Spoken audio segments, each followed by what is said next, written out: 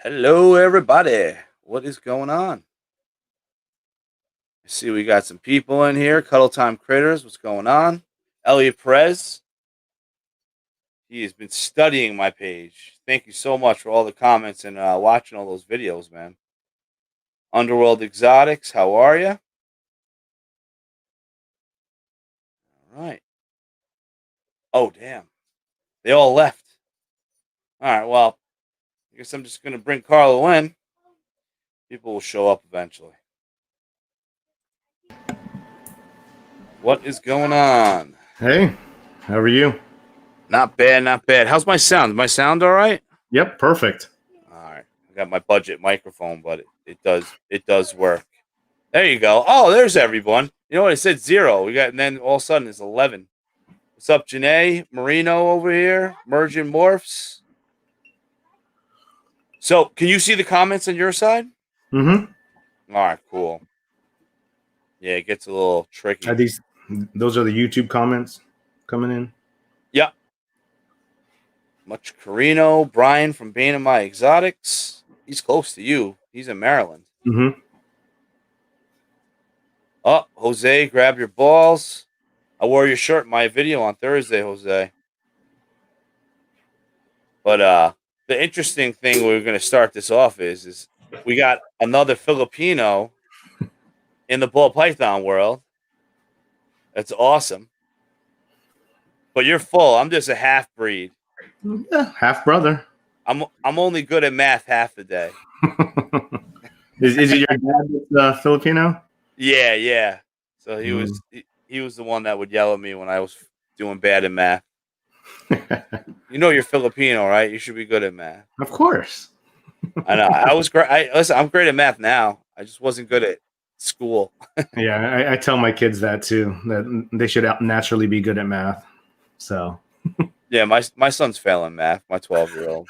I don't know well, how. math is hard now, so don't get me wrong, because when I see their work now, it's completely different. I have no idea the way they do work and everything. It's completely different. I was like, that is not the way we were taught math. I don't know how you change math. It doesn't make sense. No. Common Core math is ridiculous. That's why I'm glad that my oldest, he can do it with the younger ones. I tried that, but then the older one eventually loses patience. So. Oh yeah. I lucked out with mine. Mine is pretty patient with the little ones. Yeah. Is it your youngest? That's the wrestler. Is it the daughter? My daughter wrestles, and my oldest son wrestles. Yeah, both of them wrestle. And she was. Hi. Hello. Hear you're an awesome wrestler. She can't hear us. So. Here's your awesome wrestler. Yeah, but she's missing wrestling. Wrestling season's canceled. Oh, she went to the dentist today. She's showing that she had a tooth ripped out. Yeah, my older son was hardcore into jiu-jitsu in the beginning.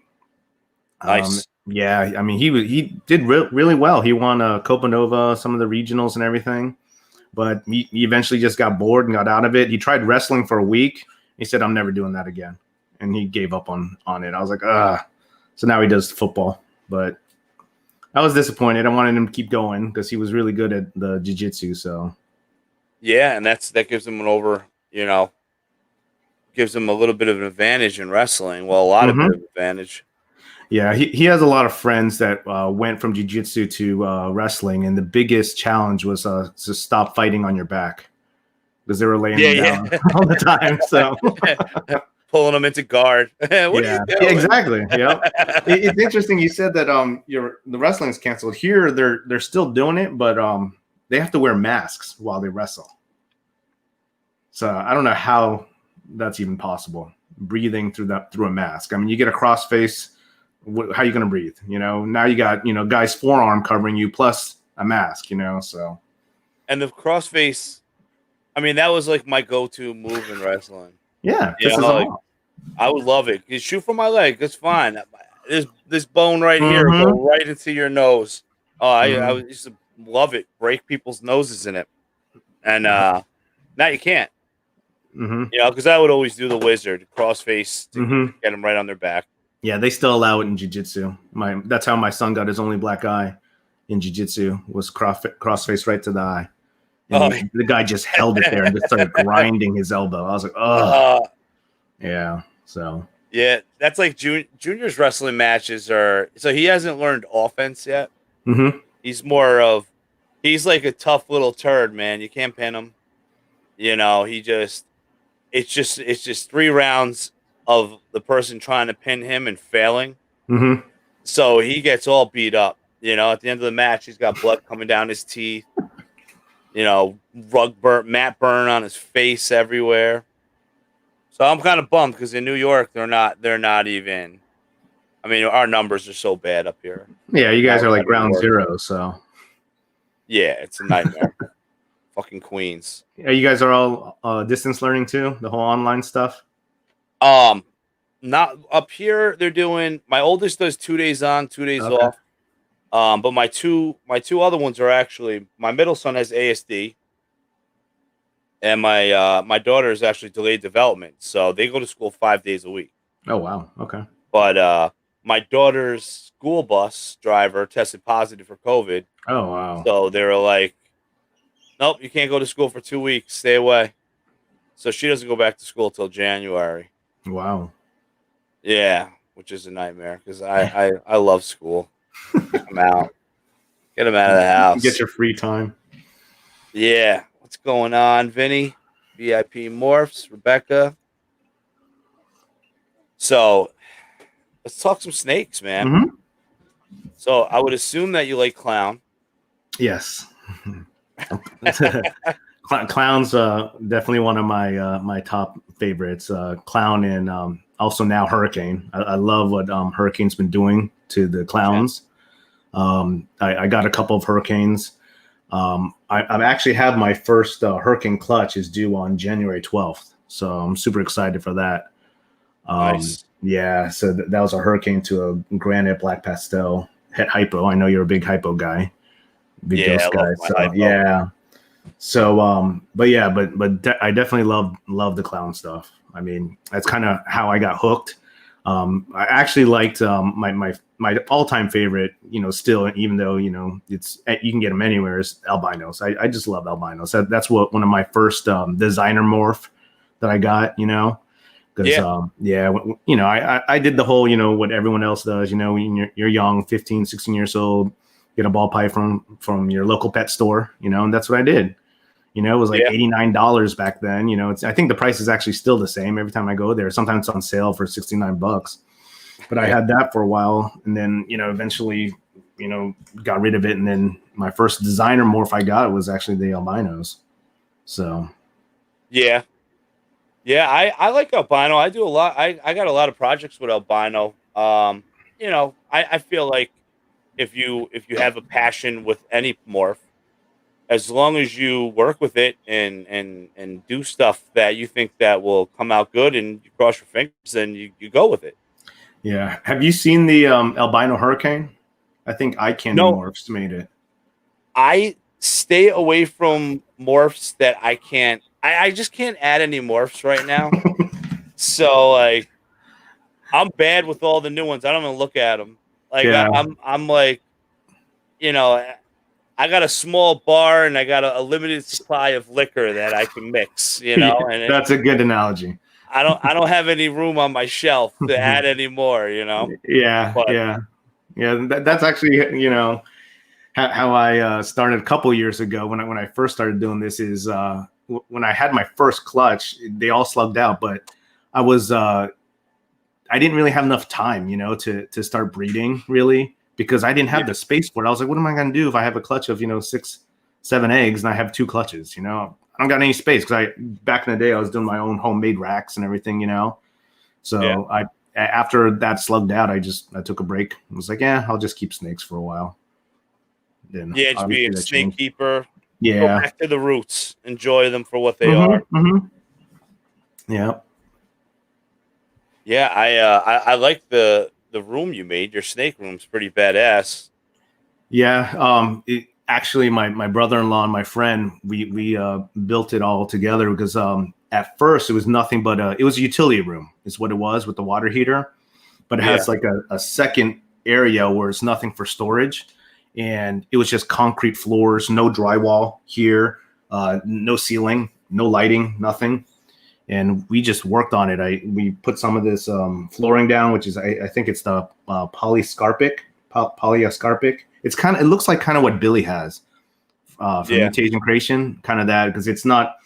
I didn't get the epoxy because I didn't want to slip and fall or anything, so because it gets really humid here. Epoxy's a mess. I've got epoxy in kitchen, and it's hard, and eventually, no matter how good you get it, I mean, it's going to wear off eventually. It's not very durable, and if you're moving stuff, like I'll move the racks around, clean underneath it and stuff, if you do that, eventually it's going to leave marks. But no, the old room was on concrete, and it just sucked up the humidity. I mean, I could not. I used to have 2 or 3 humidifiers in here just to keep because I'm here in Virginia. So we have some super, super dry winters, and it was just terrible with humidity. It was so dry.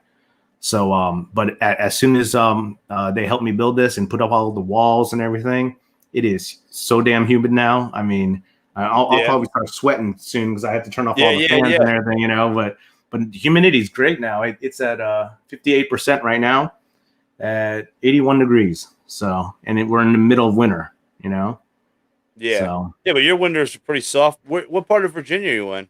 Northern Virginia, near DC. Northern? Yeah. Okay. Yeah. Mm-hmm. Oh, so you have winter. Yeah. We barely missed that snowstorm that you all got. Yeah, we got slammed. I'm still hurting from it. It's a mess. That storm was supposed to hit us, but apparently it missed us, and we only got like 2 or 3 inches. And I saw your pic. I said, "Wow, you got slammed." Yeah. We weren't even supposed to get hit. The city was supposed to get hit. Yeah, where in New York are you? I'm in upstate. I'm past Albany. Okay. So, yeah, they were like, "Oh, it's going to be 6 to 12 inches." And then I looked out the window at like 3 a.m. and I'm like, "Holy shit, there's snow everywhere already." How much did you get? 30 inches. Yeah. Awesome. Oh, horrible. Absolutely horrible. We were not prepared for 30-inch storm. Holy crap. Yeah. So, and like the plowing was horrible. Mm-hmm. I mean, the whole situation was a complete nightmare. Me and my wife probably spent about 10 hours out there and got a fifth of it done. Yeah. And then my neighbor hooked us up and got a bucket loader because he works for the town, and he went to clean because we had piles that were like 12, 15 feet tall. And at this point, I was like, screw it. I'm just going to block my driveway and just make a pile there and let the city clean it up. So he came by to help us with the pile, but he ended up making more of a mess. So everything that was clean, he put a foot and a half of snow on top. Yeah. Oh, yeah. So then it was like, all right, now we're snow blowing again. Wow. Yeah, it was. Did you lose power I'm so at all? over New York. No, thank God. I mean, good. I got stop crying. Oh, Brian, I will cry until I move south. All right, I am done with New York. I am done. They had 12 inches. Yeah, 12 inches. He lives in the city. He don't have a driveway to shovel, and you got to dig out a car. Big deal. Man, I'm like, me and my father, we're gonna leave New York together, and I'm like, Dad, North Carolina sounds pretty nice right now. Yeah, but then you're not going to have all those Filipino food and all the diversity there of the different restaurants. Man, there ain't no diversity in upstate New York. Oh, come on. Oh, really? Yeah, it's pizza, Dunkin' Donuts. It's everywhere. And now the emergency rooms, they have these like pop-up emergency rooms. I don't know if that's all around the country, but in upstate New York, they're taking over everything. Oh yeah, urgent care everywhere. Yeah. Yeah, no, I'm good, man. No, there's the crackheads aren't out shoveling snow. Ain't happening. But no, we want to go. That's why Virginia, my buddy's trying to beg me to go to. He's been begging me to go to West Virginia. Oh yeah. Like in the country. That's where I want to be. I want to be in the woods. Yeah, well, I guess it depends where in West Virginia, but they get a lot more snow too. So I know that's the problem too. so you're not going to really improve your situation if that's your goal. I know the goal is going to be I have to be able to get reticulated pythons. Okay. I need to be able to get reticulated pythons. I don't know what the laws are in North Carolina. Yeah, I don't know either, but I mean, man, that's going to be a lot of room. Do you have any or no? You don't have any retics, right? No, because they're illegal in New York. Ah, So gotcha. with me, I can't. I'm 100% legit. I won't even have a snapping turtle because snapping turtles are illegal, Oh, wow. but they're everywhere in New York. But yeah, I don't know. I love my pork, Mm-hmm. so that's a big, Mm-hmm. you go to states where pork is free. You go out on a side by side and pick up dinner for the next 2 months. You know, so Georgia looks good, Texas looks good. Yeah. You know, states like The that. yeah, the wild hogs are what a invasive species there, so it's hunting year round for all that. Yeah, You you can know, kill as so. much as you want. Mm-hmm. You don't even need a Mm-hmm. permit. Mm-hmm. And I like my lechon. Oh So yeah. yeah. So I don't know. This storm killed me because right now, like I know that I'm gonna have to spend like hours tomorrow and get nowhere. Is it getting warmer or no? It's 9 degrees outside right now. It was about I think 2 or 3 weeks ago. We were having mild weather here, and someone bought a snake, and they said, "Hey, can you ship it?" I was like, "Yeah, yeah. Let me just check the weather and everything." And they were from Rochester, New York. And I said, "Yeah." I said, "Let me just check the weather," and she was all excited and everything. And I checked, and I was like, "I'm sorry, but we're gonna have to wait till next week." And she's like, "Why?" I was like, "I think it was like October, maybe early November." But I said, "You have snow coming for the next 2 days, so we can't ship there." And I was like, "Where are you?" And she was in Rochester, New York. I was like, "Wow, I didn't realize you guys were getting snow that early." Yeah, But Rochester's rough. Rochester's like 5 hours from me, wow. and it's like border Canada. Mm-hmm. I think Rochester's like 2 hours from Buffalo. Okay. So Yeah, they get slammed too over there. yeah, I mean a dusting is 5 inches. I'm good. I think my career of snow is done. I love New York, born and raised, but man, high As long taxes and snowstorms. It's just yeah, such a horrible combination. as long as we don't lose power, then I don't mind the stuff. Just keep my power on, keep my incubator running, and I'm okay. I Yeah. saw a couple months ago during hurricane season, a few breeders were losing clutches because incubators didn't have any power for 2 days. So that was a shame. Oh my God, Yeah. that's Do you heartbreaking. do you have a backup generator or anything? Oh yeah, Oh, do you? Okay. yeah. I Yeah. mean you fill it up with gas and run cords. We get to run around like chickens and their heads cut off, but after all the mess, the everything's fine. Hmm. Hold on one sec. Alexa, turn off bubbles. Okay. The sponge filters on my fish tank drive me crazy. Um, we went through in the summertime. We lost power.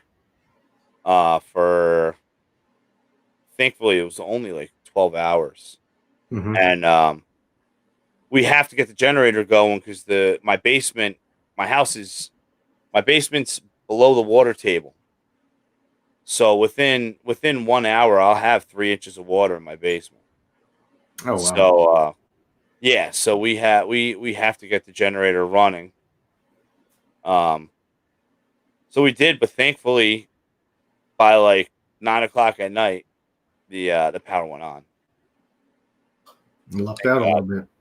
Oh Yeah. yeah, yeah. My buddy Vinny VIP Morphs, he didn't get the power till like later the next day at nighttime, Mm, which yeah. is just Did, crazy. did he have any clutches in the incubator? He did, but he was able to get his generator fired up. Oh well, good. I Yeah. wish Alexa would clean poop. That'd be nice. We're due for a little poop cleaning for a once over, like a fresh substrate Mm-hmm. for everything. But only problem is my pallet of cypress mulch is buried in snow right now. So I'm gonna have to dig it out. We got no choice.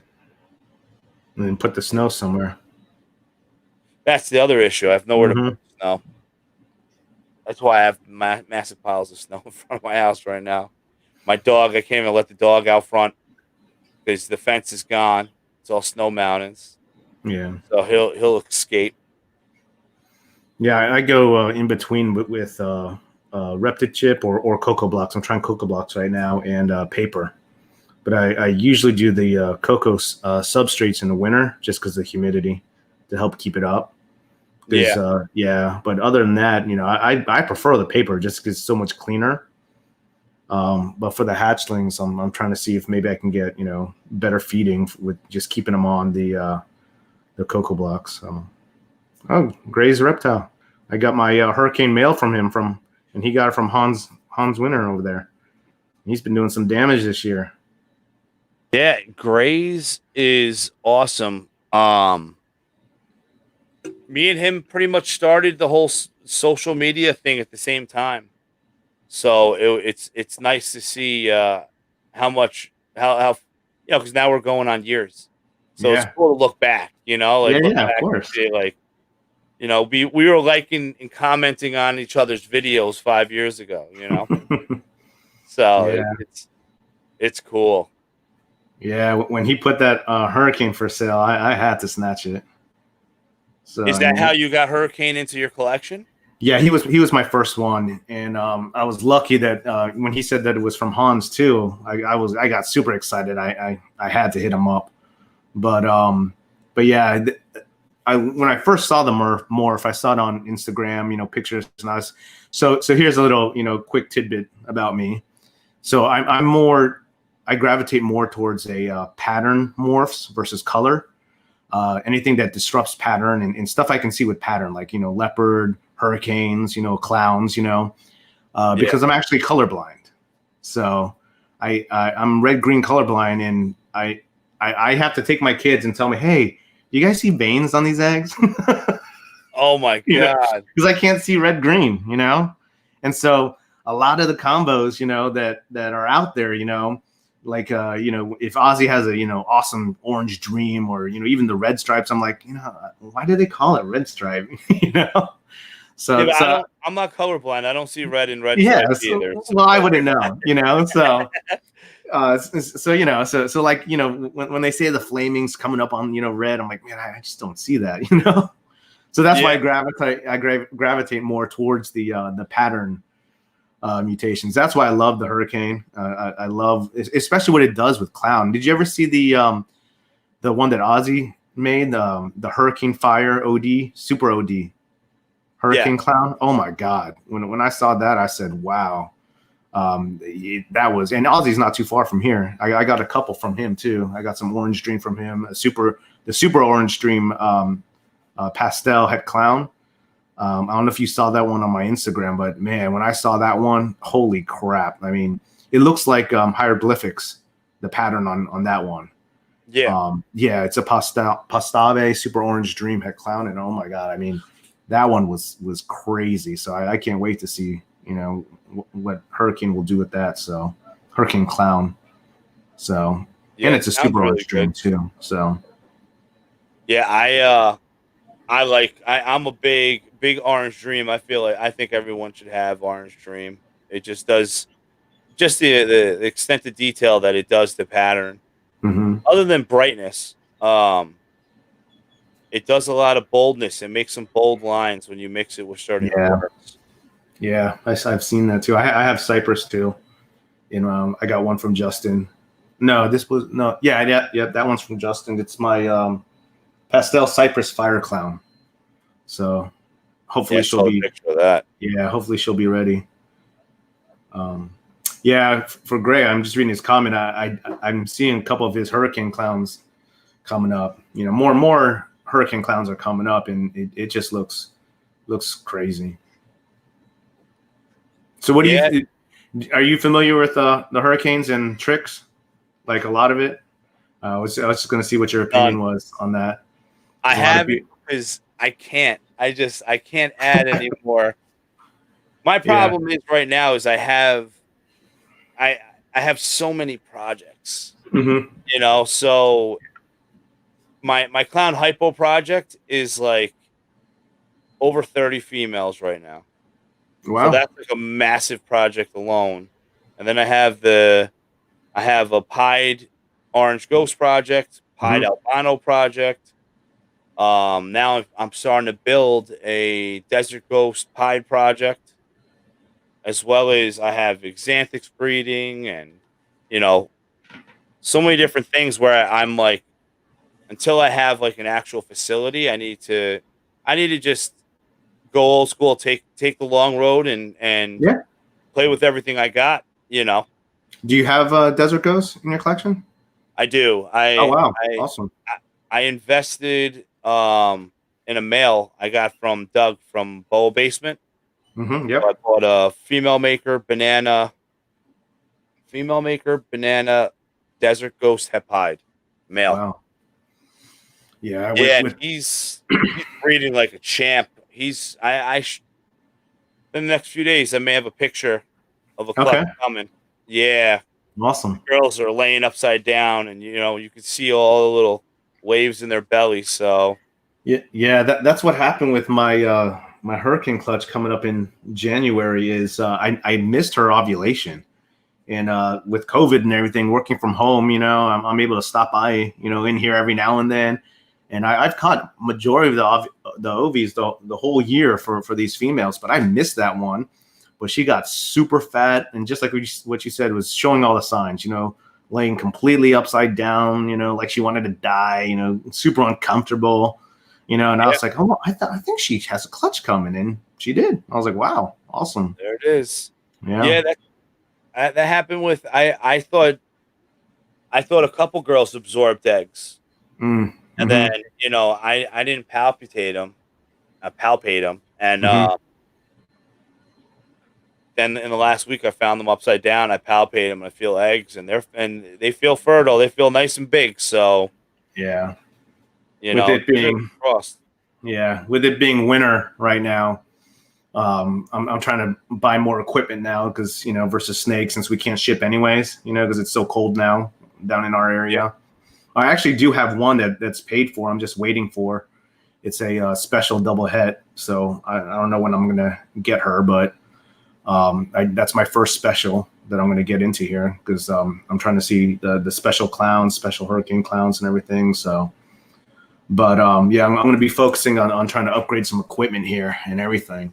One thing I plan to do is I was fortunate enough to actually have a live rat breeder now, like local to me, and he really upped his game with like breeding and everything. He supplies a pet store now too with live rodents. You know, he does some frozen too. I'm starting to get my frozens from him, and because I still am breeding rats, but that's the one thing I don't like cleaning is rats. I hate cleaning the rats. They get to me, the allergies and everything. See you, Gray. But yeah, once I have an ARS rat rack, it's like what is it, like 20 tubs, 1, 2, 3, 4, 5, 6, 7, 8, 16 tubs or something. So I'm going to remove that and put in some new racks in here. So to try and expand my collection, get ready for the next season. So can you work that wall down? Yeah. So right here is my ARS adult racks. Behind here is the rat rack. Over here is the incubator. Oh no. And then over here is the hatchling. Hold on 1 second. All right, now I can hear you. Sorry. Yeah, my cat knocked something over, and then I went like this. This headset has like I turned it off. Mute. Yeah. Oops. But what I was saying was, so basically, right here is a rack. It's my adult rack. Over here is my incubator. I'm going to be upgrading that incubator for next year. The rat rack is right here. And with that, if I remove that, I can put another rack, another ARS rack. Well, I might go Freedom Breeder, even though the shipping's going to be ridiculous from California to here. But I do love the pull-out trays. And, I mean, ARS is good, and I like it. But, I mean, just coming in a million pieces is just a pain in the ass. And from what I saw, what do you have? Do you have ARS racks or Serpent racks or DMJ Reptiles rack? Yeah, custom built. Yeah, man, I did all that. Yeah. I'm hoping in a couple of years, but Yeah, I don't know. I'm a do-it-yourself guy. You know? no, So I was all about that, man. I mean, I had my own rat rack and snake rack and everything. But I yeah, so I'm finally gonna. got snake tubs. Yeah, Like I've been doing everything sterilite for years. Now I have Yeah. snake tubs, so I'm growing slowly. Yeah. So since I have a regular breeder, rat breeder, I talked to him and I said, hey, if I stop breeding rats, will you be able to supply me? And he's like, 100%. I was like, okay, cool. So then, I was posting actually that I was going to get rid of it. And I got so many DMs. I got some from Pennsylvania saying that they'll drive over and pick up my old rat rack, and I was like, not willing to sell it. I'm going to store it. I'm probably going to keep it, take it apart, put it in a garage somewhere just in case, because if that guy, keels over or something, then because, in the peak breeding season, I mean, it was, helping me a lot having this here, but I hate cleaning it. Like I can start smelling them now, I just don't want it, so. But yeah, and then over in the corner, I have my hatchling rack, and I'll probably get a second hatchling rack and put it over here with the incubator. But yeah, the corner rack over here, the hatchling rack, that's the one that won the JKR poster child contest that they had. So really? So I still have a gift card I got to use for Justin. So, but I got to get through the holidays first, though. I keep buying stuff for myself. So like I said, so with winter here, I bought one snake. It's just on hold, or it's paid for, but it won't be shipped until the weather's good, just with all the FedEx issues that have been happening lately. So I'm in no hurry. He's feeding it, keeping it good for me. I'm like, that's fine. Keep doing it. Send it when it's available. So. Yeah, it's funny because I didn't get any inquiries about any animals, and then once Reptiles Express said that the 8th there's no more insurance, then I was like, well, I'm done. I'm not going to ship. That's when I got like all these people asking for animals. Well, I'm like, nope, won't ship. It's funny with COVID, man. I got slammed with requests. I mean, everyone was pinging, getting. It came to a point where I didn't have anything. I was completely sold out because everything was in the incubator. And I was like, what the hell? I mean, people were spending money during COVID. I don't know if it's because they wanted a new pet or they were getting stimulus checks and using that or something. But I mean, oh my God, it was crazy. I was like, dang, But fortunately for me, my full-time job, I'm working from home, so it's been happening since March, beginning of March. So I was able to, help fulfill those orders on my breaks. So, nice. So. Yeah. I'll be right back. I'm going to the hub. Ship some animals. Yeah. Ed wanted to say, as how bad does it smell? It smells. Rodents do smell. Yeah. So I will tell you though, because I do want to get it out of the snake room too, because unfortunately they're both here, usually I have 3 fans going and a filter. So that really cuts down with the smell, helps circulating and everything. I try to clean them once, twice a week. But when this thing was full, I'm down to like 1, 2, 3, 4, 5, 6 tubs right now. But before, when I had 12, 14 tubs, oh my God, it was tough, But so what I was going to say was my feeding responses on all my snakes, fantastic. Open a tub. If it was evening, they're jumping out eating. So I wonder if I switch out and there is no rats in here, if they're still going to have that feeding response when I pull up a frozen thawed and start, shaking in front of them, they're still going to eat, because I mean, I've read different things where they smell it all the time, and, it's not good. It desensitizes them. The hell, no, it doesn't. I mean, these guys are always hungry, so it ain't no desensitizing here. So. Yeah, I heard that too. But I know I have friends that have rodents in their snake rooms, and Is your I know you breed ASFs and rats and mice too, right? Is that all yeah, separate room? yeah, Yeah, see, yeah. you're No, lucky. Yeah. it has to be. I have 72 bins. Holy crap. Yeah. Yeah, Is it just for your own supply? that and then people. So it just kind of comes in where like I have multiple return customers that have Hmm. various animals from me, and they're going to the pet store and they're spending $4 on a small, five Yeah. dollars on a small, and then not being able to get the correct size and all of that. That's the big reason why I breed, because you can't get rodents in upstate New York. Yeah. You Our can't. our the Petco here sells the small rats for 10.99 each. So that's ridiculous. And then Oh I got my guy selling it to me for $1.50, $2 a pop. It's like, yeah, awesome. Thank you. yeah, You know. yeah. I was spoiled when I lived closer to the city, because I Hmm. had two distributors that would deliver to me. Hmm. And I was paying 225 a rat for a small, so it wasn't horrible. It was fresh, and to keep up with my collection, because my collection wasn't where it is now.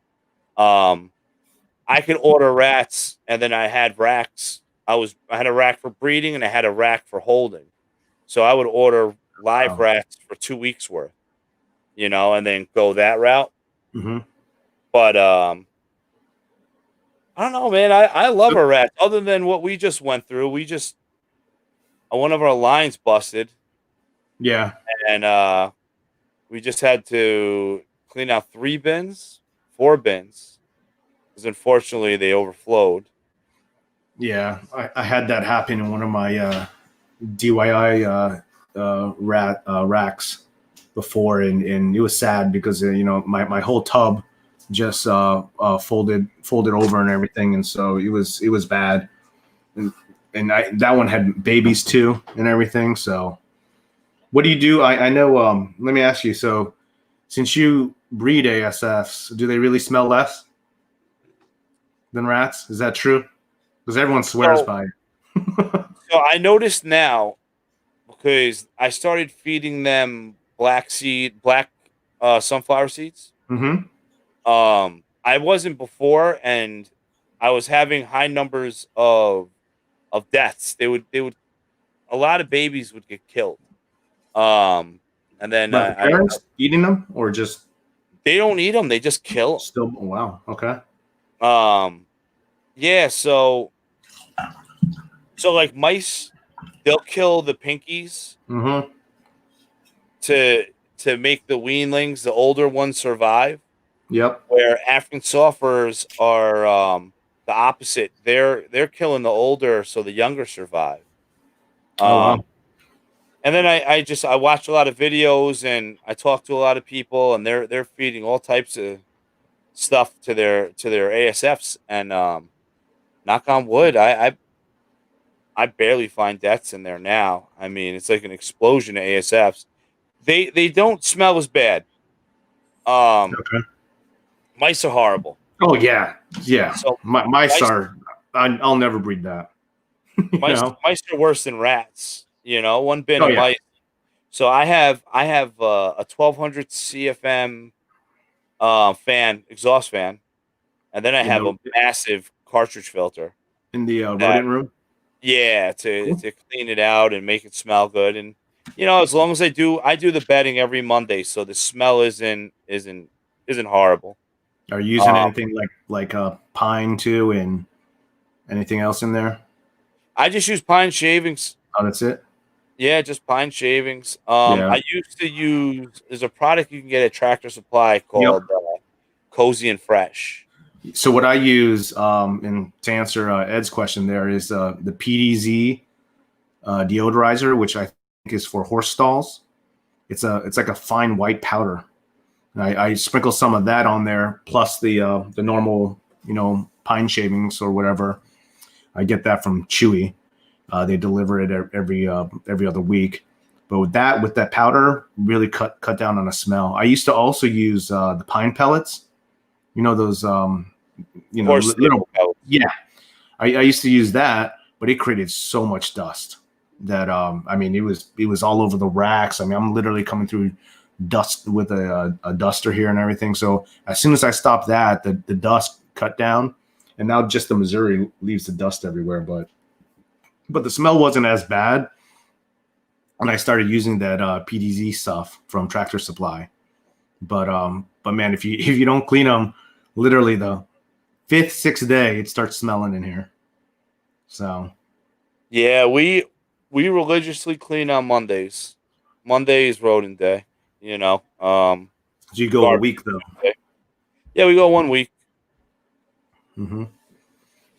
but it's other than the fact that we had to. I mean, it's just an asset. It cost me 30 cents to make a Mm-hmm. small rat. Yeah.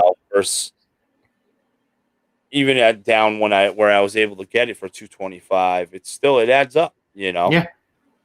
I mean, don't get me wrong. I'm still nervous, to get rid of it. But I'm just, one, if I can add more racks, I'll be a happy man. Get another adult rack, another hatchling rack in here. It'll be awesome. And get rid of the smell. I'll have more time. But I'm also worried that if something happens to my only supplier, then I'm done. I'm gonna have to start breeding again. I got some customers that'll ask me that are local. They know that I breed rats, and they'll ask me if I sell them. I'm like, no, they only supplement exactly what I have here. Yeah. I don't have any surplus to give up because if I need more, I'm going to my breeder and getting him to supplement the rest. Yeah. So yeah. So I mean, he told me he'll keep me a priority. So like I said, I'm hoping, but we'll see. You have a lot of snakes that eat frozen thawed.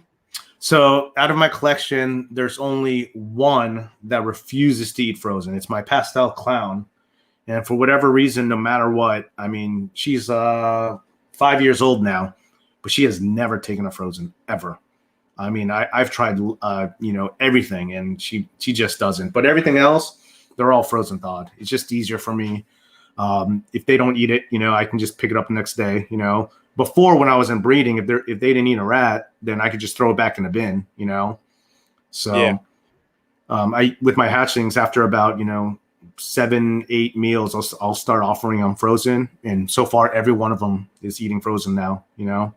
I do have two that I have to assist feed, 2 or 3. I think you were talking about that too, right? Did you have one that you were assist feeding for a while and finally ate? Yeah. Yeah. I so far the one I had to assist feed 3 or 4 times, but now was pounding live rats, which is another huge advantage. Because if I can get a nice little fuzzy, I can throw it in there live, and boom, okay, cool. I'll need to call my guy, go drive down there. But that started eating, but the other one still assist feeding, man. It's just refusing to eat. It actually ate a mouse the other day, so we'll see if it will eat another one. So Keep it going. yeah. Yeah. You know what? I noticed that with these assist feeds, usually you got to just keep it going, and some will do 5 meals and they're good. Some are stubborn Mm-hmm. pricks. It takes them a couple months, and then they get on track. But then once they're eating on their own, then they're usually a beast after. Yeah. Yeah. So basically 99% are on frozen thawed. And another advantage of breeding is if they ever refuse a frozen, then I'm like, okay, next day I'll throw a live rat, boom, eats it. Week after that, frozen again. So I can keep mixing it up. Keep that feeding going, keep them growing. So it's another advantage. But like I said, we'll see what happens. I'm just excited to get some more racks for more snakes. So Yeah. Oh yeah. They fill up fast. I feel like every time I build and I'm ahead, Mm-hmm. I'll be like, oh, I got 12 spots, and then all of a sudden, I'm like, well, I'll move these guys up, and I'll move those guys up, and I'll hold back this, and then it's like, all right, I'm back down to 3 spots again. Yeah, I saw you were also talking about some of your holdbacks that you have. And that's one thing I'm finding too is, I'm like, oh, cool. I have, 6 extra bins, I can get some more. Then I'm like, wait a minute, I'm holding back 4. It's only got 2 extra vins, So I was like, okay, well, maybe not, So yeah, I'm excited for next season though. So yeah, what's your most exciting clutches that you're going for next season? So my most exciting one that I'm hoping, and it's locked up several times already, is a lesser Hurricane Clown.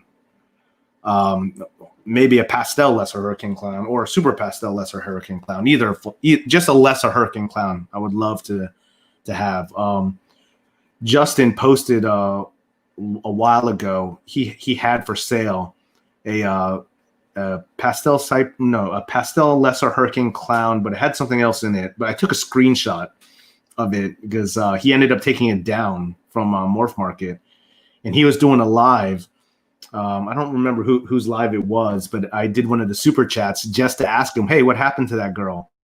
And he said, he said he ended up pulling it back. I said, "Oh, but that thing looked amazing." So that's one of the biggest ones I'm hoping for. If my Cypress goes this year, I'm hoping for some Cypress clowns.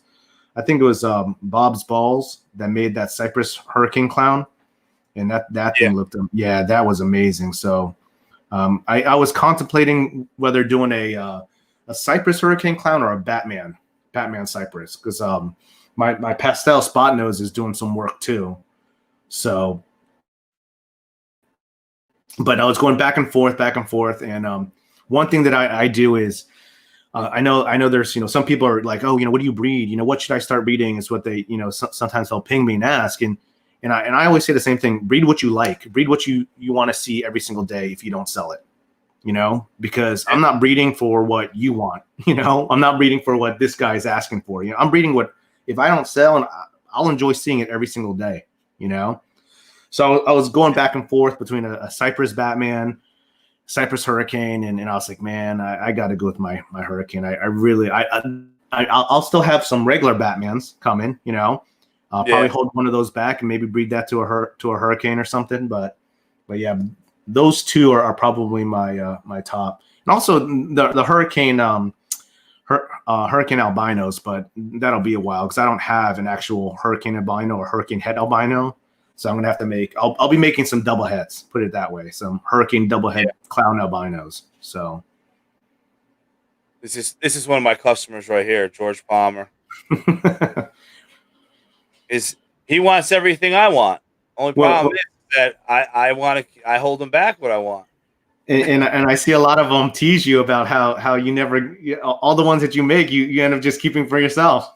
I know, I keep saying, it's you got in the snake world. You got to build a foundation, and you got to keep stacking.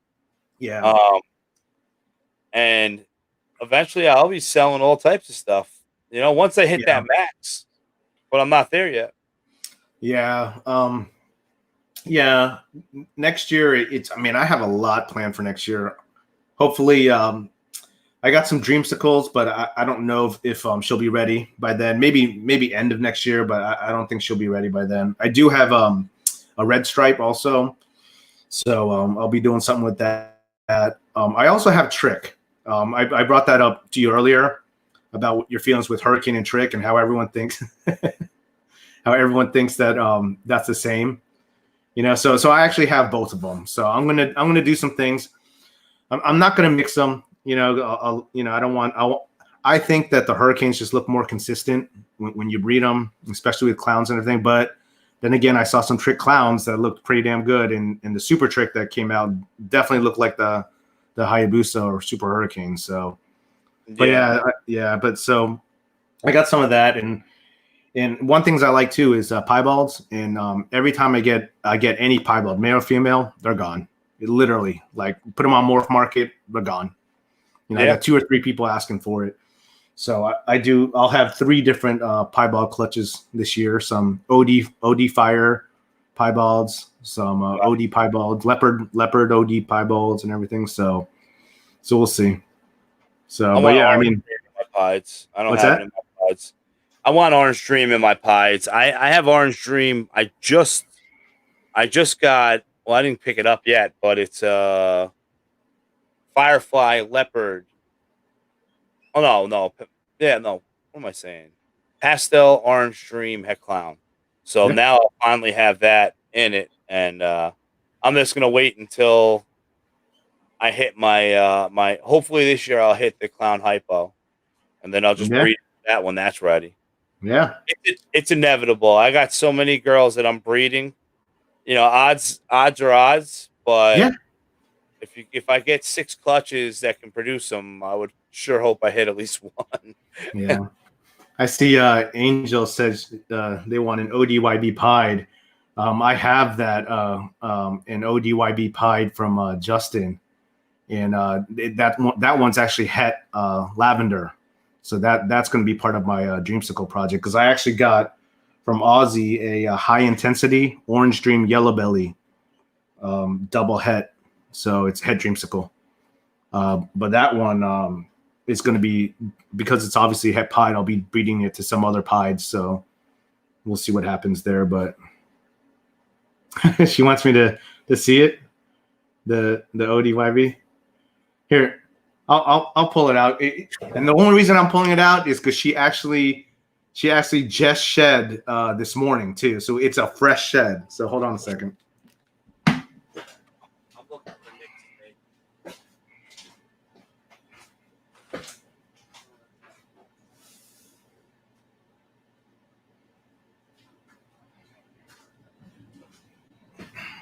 Ow! Fucker bit me. I just got bit. So that's what I get.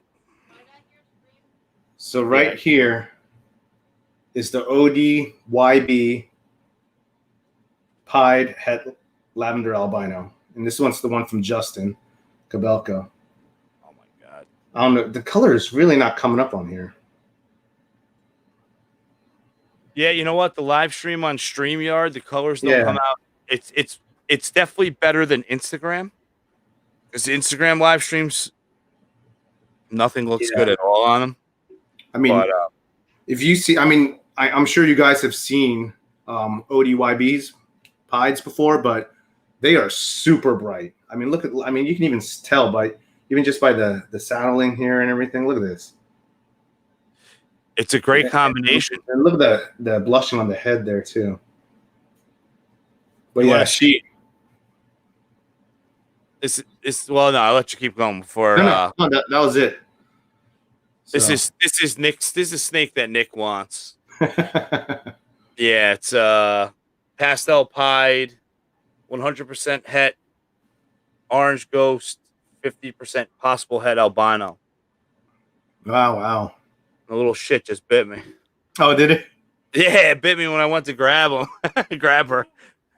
Yeah, the only one that's ever bit me was I actually rescued a piebald female, and that thing, when I first got her, was super aggressive. I wouldn't let the kids handle her and everything, but over time she got really tame. So, but still, if someone ever wants to hold a snake, they're not holding that one. Yeah, I mean, I pointed, the color doesn't show up, man. It looks pretty bright on my side. Does it? Yeah. Okay. All right, let me put her back.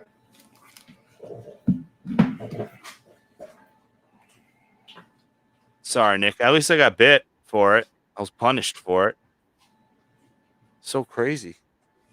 I mean, that snake's actually one of my nicer snakes.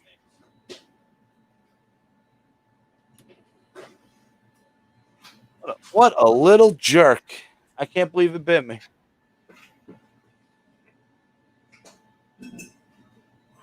It's true. Karma got me.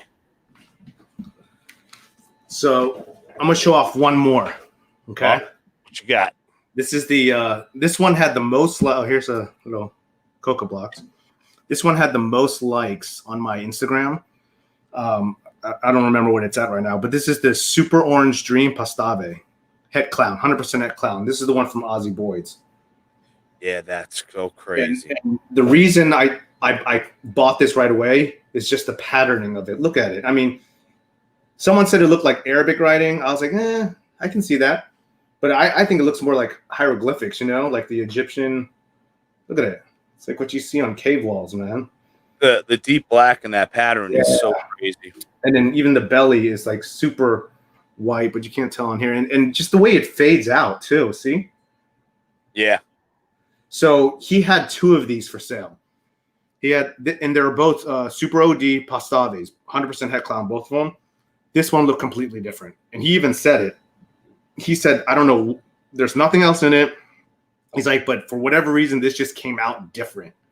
And I'm telling you, the other one I think is still for sale on Morph Market, but this one here, I mean, it was just crazy looking. Yeah, it's an awesome snake. Super OD. I have a pastel Super OD. Yeah. And I love that snake. Yeah. I can't wait till she's bigger because I have big plans for her. She's either a Super OD or a OD high intensity. Yeah. I have a high intensity one also. And Ozzy told me, I don't know if you know, but he was saying that he's trying to rule out if it's a separate type of genetic thing, like if you can actually breed high intensities and prove them out. But he told me when I got it, because I bought it as a high intensity, he said that after that thing sheds, every shed, it's going to look brighter. And he was not lying. Every shed, this thing is popping. And this is coming from someone that's colorblind too. So if I can tell it's popping, then, so let me put her back. This is the one that bit me, by the way. So she didn't bite me today, though. But I'm going to put her back real quick.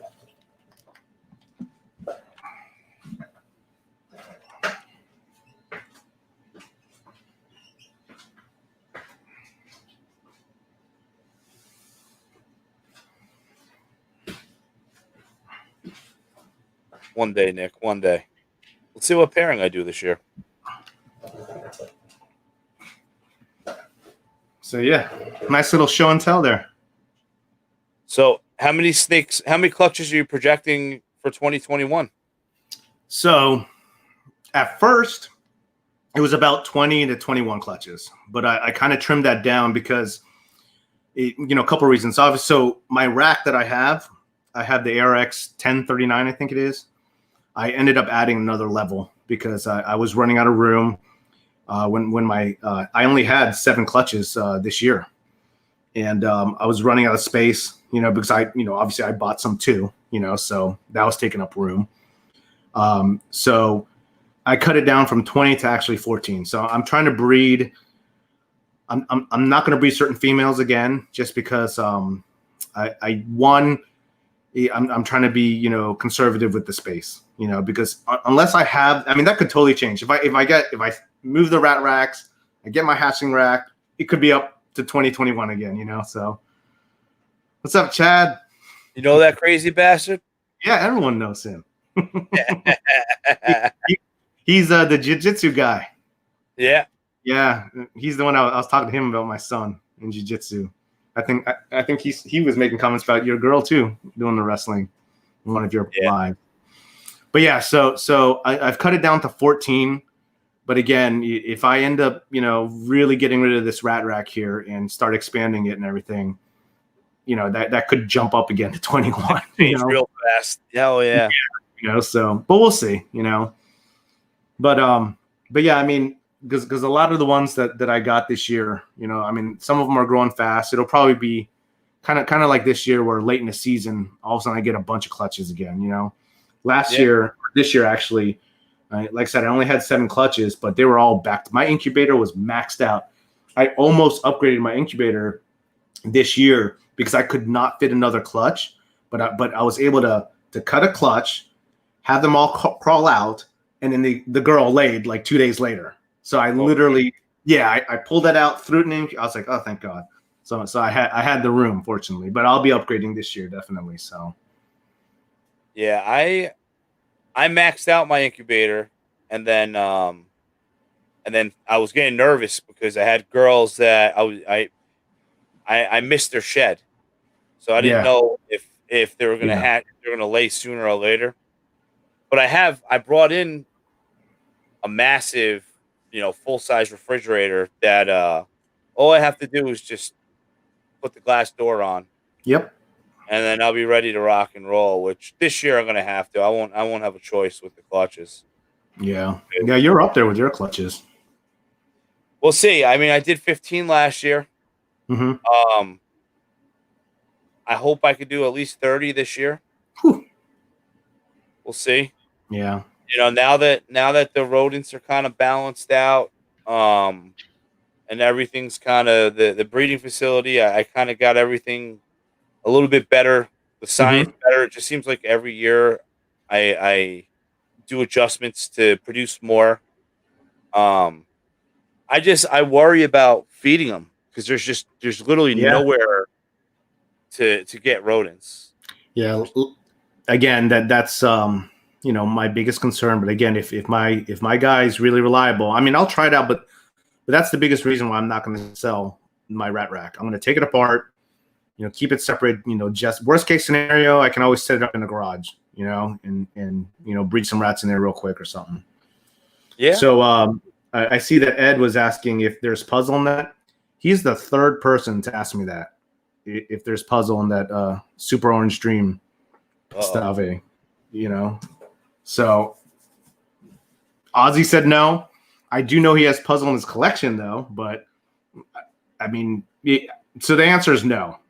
I think it's just some, and he talks about it too in some of his lives and on his blogs, where sometimes you just have, mutation changes in a certain gene for whatever reason. You just throw something different, I think that's what happened here.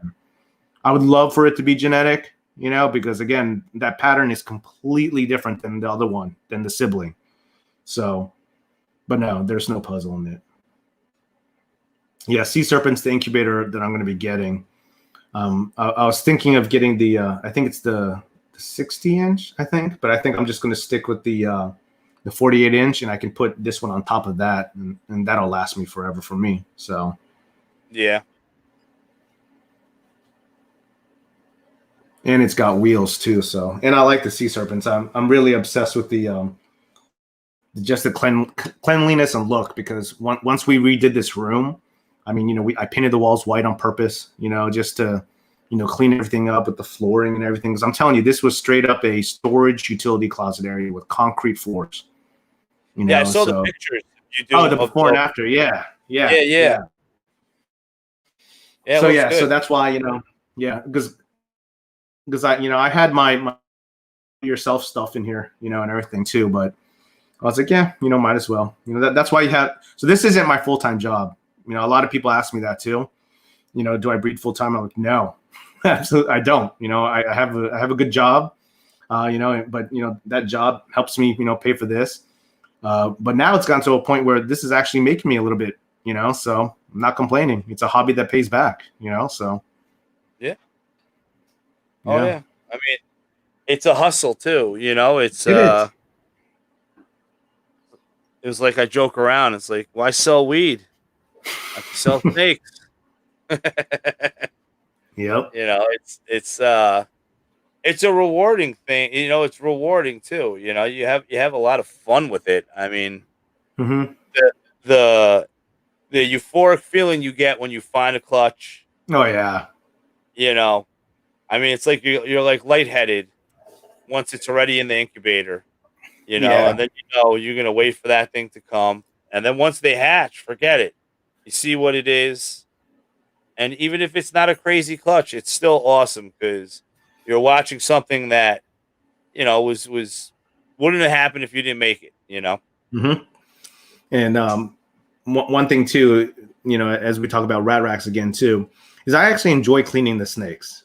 I enjoy handling each one of them.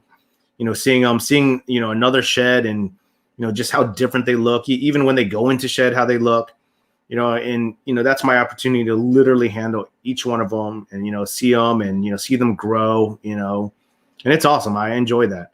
The rats, I don't, I don't enjoy that.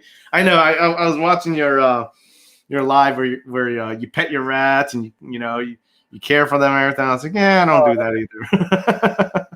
Someone came by for rats last night, and it was like a weaned small rat, and it was climbing out of the tub a little bit.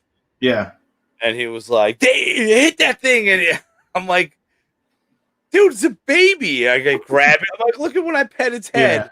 Yeah. And I pet the rat's head, and the rat was like crouched his neck back and like squinted his eyes, like, Oh God, enjoying it. yeah. I was like, "It's a Oh man. baby," you know? So you pat it, throw it in there. Yeah. I mean, it is what it is, you know. Like I'll see the rats, and I'll be like, "Oh man, this one's beautiful. Should I breed it?" And I'm like, fuck, feed it to the snake, you know. I enjoy the rats. I mean, it's a chore, but it goes a long way for me. And I think that, like even the aspect of being able to pick and choose what food, Mm-hmm. because I do a variety, like the mice are like treats. I consider mice like popcorn, So I'll throw mice in, and then I'll follow it up with like an African soffer. Yeah. But I get to give all these snakes a variety of everything, Yeah. and that really goes a long way. Yeah. But I do look forward to hopefully one day in my career that if I am breeding rats, I'm not doing it and someone's doing it. Yeah. Or I have someone come in and do it. Because I just, I like having I don't know. It's one of those things. Like then when I had to buy from other people, everything had to be on their schedule. So Yeah. like little things would piss me off. Like, I typically would get my deliveries at 9 o'clock, but then all of a sudden I don't get it till 1. Mm. And then it just totally screws my whole Yeah. day. Messing everything up. Yeah. So that variable was a big part of it too. Because unfortunately I didn't have the luck. Like Gomez has a couple people, and I'm like, those guys are lucky. They go to your house. It's like grocery shopping. They know the shelves are going to be stocked, unless it's toilet paper right now. Yeah. Yeah. I mean, it's always good when you have someone, reliable too, So Yeah, and there's a lot of money in rodents. yeah, well, like I said, when he was I've been going to him for a while, and then I refer customers to him, and everything, anyone local, I'll send them over there. But he said that when he hit that pet store gig, that took him on a different level. I was like, man, I mean, I don't remember how much he was producing a month, but he told me, I said, holy crap, man. But majority of that goes towards whatever pet store he's supplying now. I was like, wow, but he does it from his garage. I was like, ugh. I've been to his house. I haven't been in his garage, but man, I bet you that thing stinks. Yeah, So, I mean, if I can when I can have like an actual, my plan is to get land and then do like a shipping container. yeah, that would be the Yeah. best. Yeah. A whole controlled environment, Mm-hmm. Um, right now I have a room just set for it. Mm-hmm. But if I didn't have that strong exhaust fan, the house would definitely stink. Yeah, I mean I mean this room is completely. It's not isolated. The heating's connected here, but I close the vent, so it doesn't get in the house and doesn't circulate in the house. So it's completely isolated, and it gets enough heat even with the vent closed and everything. So I was my brother-in-law was like, hey, why don't we just install 2 exhaust fans? We can exhaust it out to the side of the house and everything. I was like, yeah, maybe we'll do that. Then I was like, I just really don't like cleaning rats. So I was like, I got to get rid of it. But he was willing to do a whole exhaust fan and everything. So it's not that bad, you just get some ducts going, and that's how I have it. I have a duct. I have a 4-inch pipe going across all the racks. And then there's like inlets all over it, and just the vacuum from that, and there's all different sciences. I use an ionizer as well. So I have an ionizer running for it only runs for 6 minutes every 2 hours, but that's all it takes just to keep the smell down. It makes the smell heavier. So did you start breeding rodents because you had snakes? Yeah. Okay, so you didn't start rodents and then we're selling and then went to snakes. No. No. I mean the rodents. If I were to get rid of snakes, which I doubt I would ever do, but it's not like I'd be like, fuck it, I'll keep a couple colonies. Like African softers, if they Yeah. weren't so beneficial, I wouldn't breed them. I hate Well, African softers. and I was watching that live about how they bite you. I was like, nope, I'm not doing it. If they bite me, they're going into the snake tub. I was like, oh, you want to bite me? Boom, you're That's feeding. what I do. They're Yeah, instantly gone. And they don't make it to the snake tub. yeah. I'm telling you, some swear that they're not biters. They don't chew, but I mean, I've heard horror stories of them chewing out through things. Chewing out through plastic bins. I'm like, ugh, So it's like, nah. I have stainless steel tubs. Yeah, I heard that. Mm-hmm. So I use the stainless steel culinary tubs, hotel Yeah. pans, and it works great. Works absolutely perfect. I've never had one of them get damaged. Where I tried everything with the other tubs. I even tried the hefty high-low tubs, the Yep. 15-quart ones. They're all rounded. There's no edges. There's no nothing, and those little fuckers chew through them. When I was building my own rat racks, I was using the Lowe's cement tubs, and I don't know if you're familiar with them, but they have two raised edges on the bottom of the cement tubs, right? Everything was going fine, and then all of a sudden, I was cleaning rodent tubs, and there was a friggin' big hole in the middle. They chewed the raised part of it and chewed the hole right through. And these are rats, and chews the hole right through there. I said, "Oh my god!" So I had to rivet, put like a metal plate on it and everything. But and those are rats, so I can't imagine what ASFs do as far as chewing and everything. So I've only had that happen once because I use the tubs. I use ASF. No, it was a rat. Oh, a rat. Okay. Yeah, the rats somehow I couldn't believe it. I was like, because you could you see the rack below. When I was feeding, I saw all this bedding on top. I'm like, how the fuck did that get there? And then all of a sudden, I saw a rat on top. I was like, oh shit, they escaped. How'd you get started in this?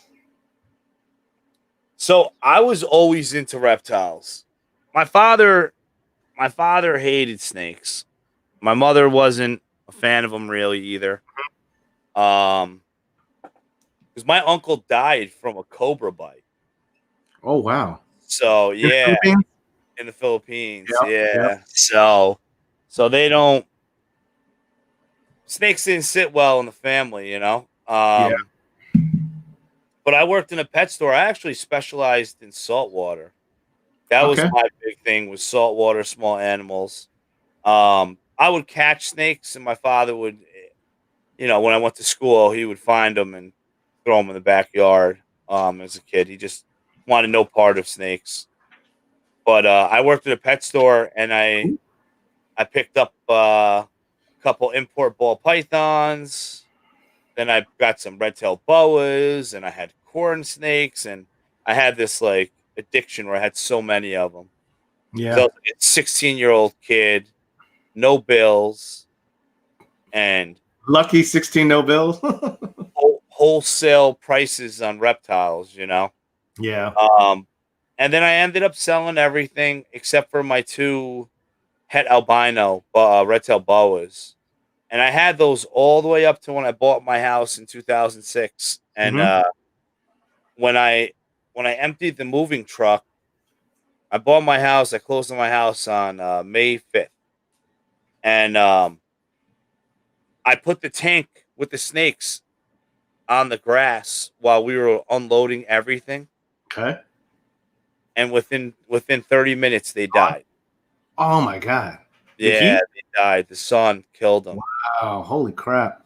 It was a hot day. Yeah, so I never got back into snakes. I was kind of like away from them.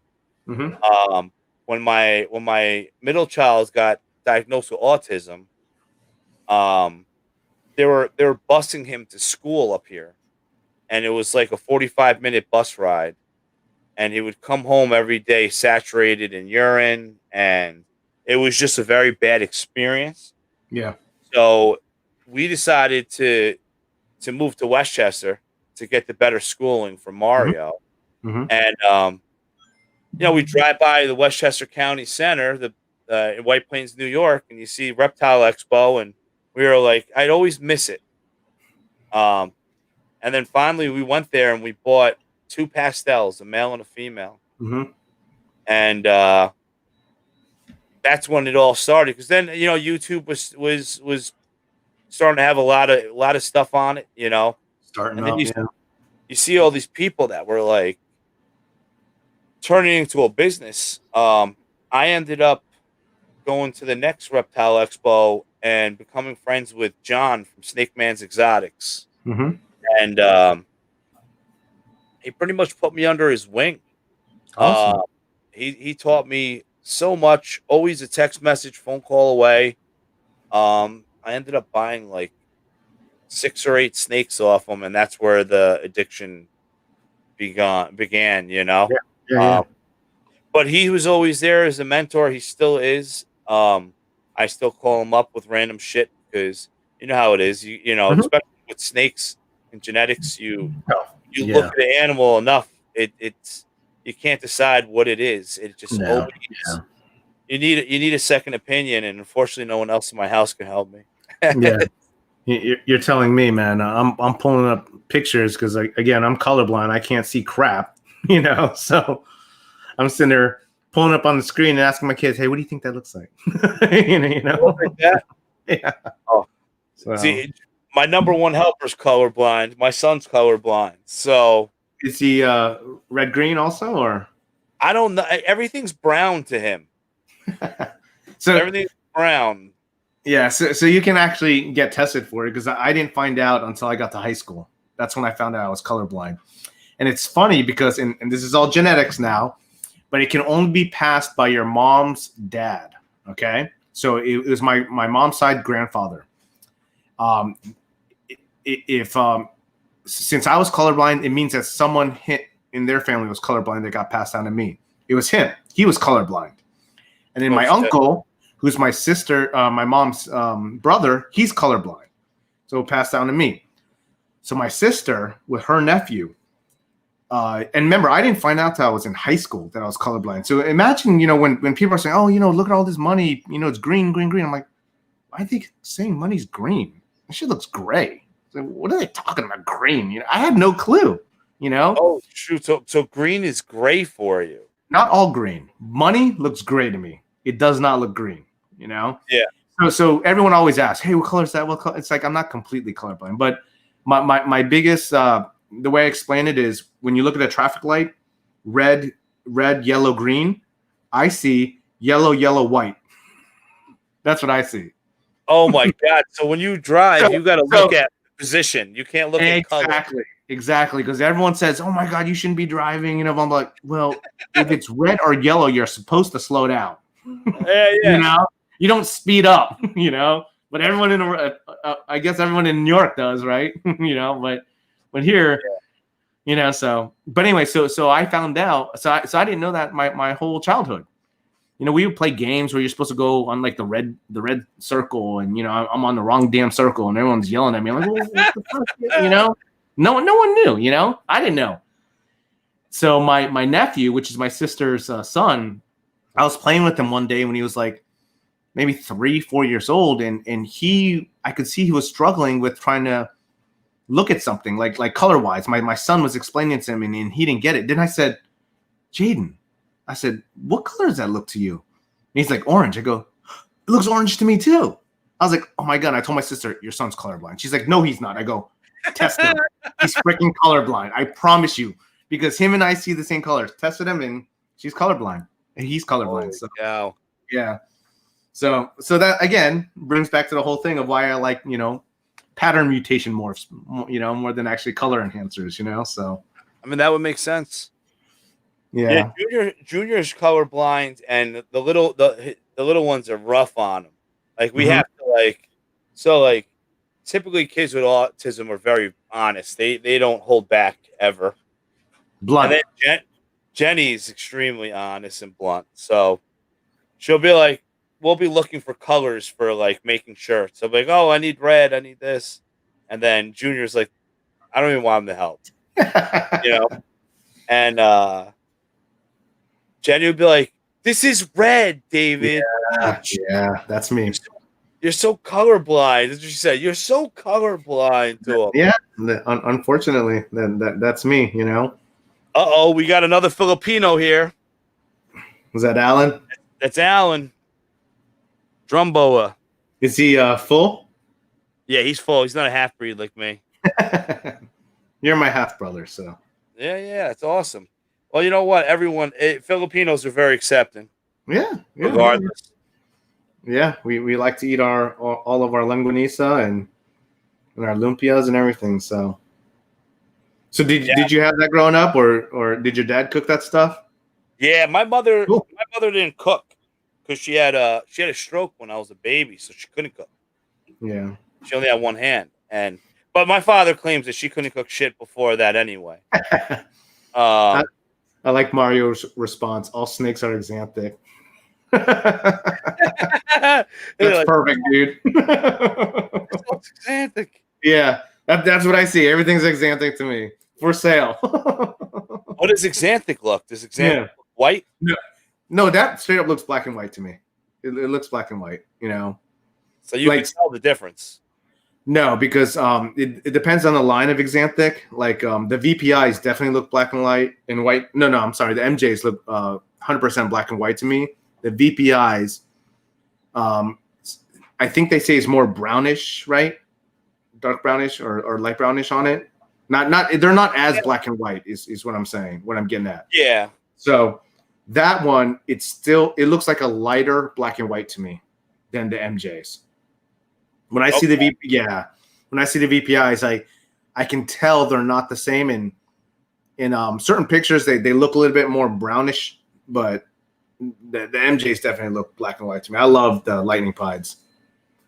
Yeah, the MJs are awesome. I have TSK. I have SK.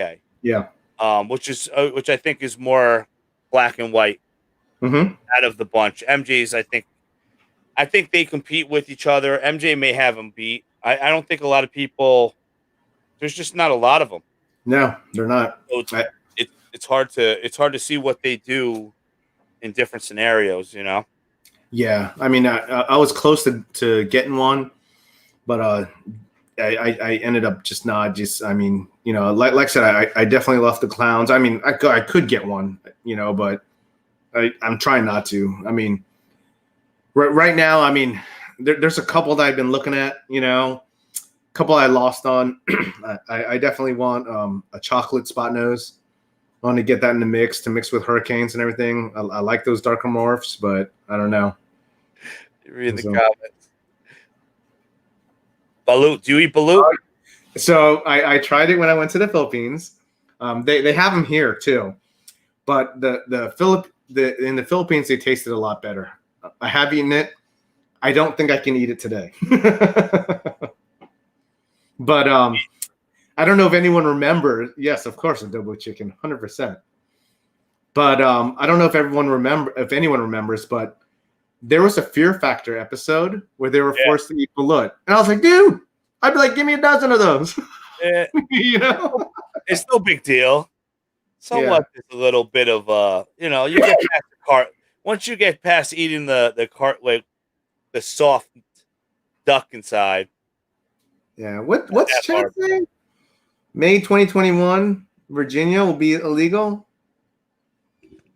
without a license. Where are you reading that, Chad? Send me the link on Instagram. Eat a dick, Chad. Eat it. Yeah. He's just trying to start stuff. Yeah. Wow. But yeah, I mean, we're pretty relaxed here with our. Oh man, I guess he's true. I need to look that up. It's like anytime, you know, people start succeeding, man, they need to throw something that, hey, let's make money off people breeding. You got to apply for a license. Oh my God. Golly. Anyway. Well, West Virginia sounded good, but After this snow incident, I don't want to be anywhere near snow. Yeah. Nope.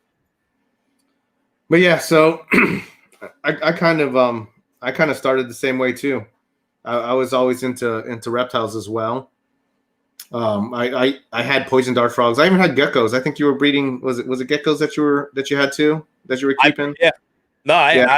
I breed. I probably produce a lot more geckos than I do ball pythons. I had a couple, but they ended up not sticking with me. I ended up selling them off, but I had poison dart frogs. I had a bunch of freshwater fish. I was real into discus and angelfish. I started breeding those too and everything, but eventually I ended up getting into ball pythons. So what? The license will be 5,000 to 7,000. Screw that. That can't be true. Yeah. But yeah.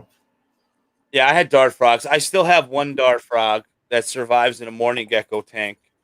The fruit flies is just I used to buy the wingless fruit flies and everything. Yeah. For my dart frogs, but yeah. So here's an interesting story. So so when I first had my snake, the one that I got when I was like 16, 17 years old, they live forever. I ended up getting married, and the wife at the time, she didn't want me to keep it. She wanted me to get rid of it because she's all scared that it was going to eat the baby. I was like, ball pythons don't eat the babies. Yeah. So ended up getting married and got rid of the snake.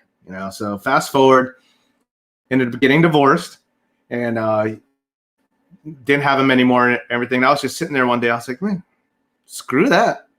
I'm going to buy some snakes.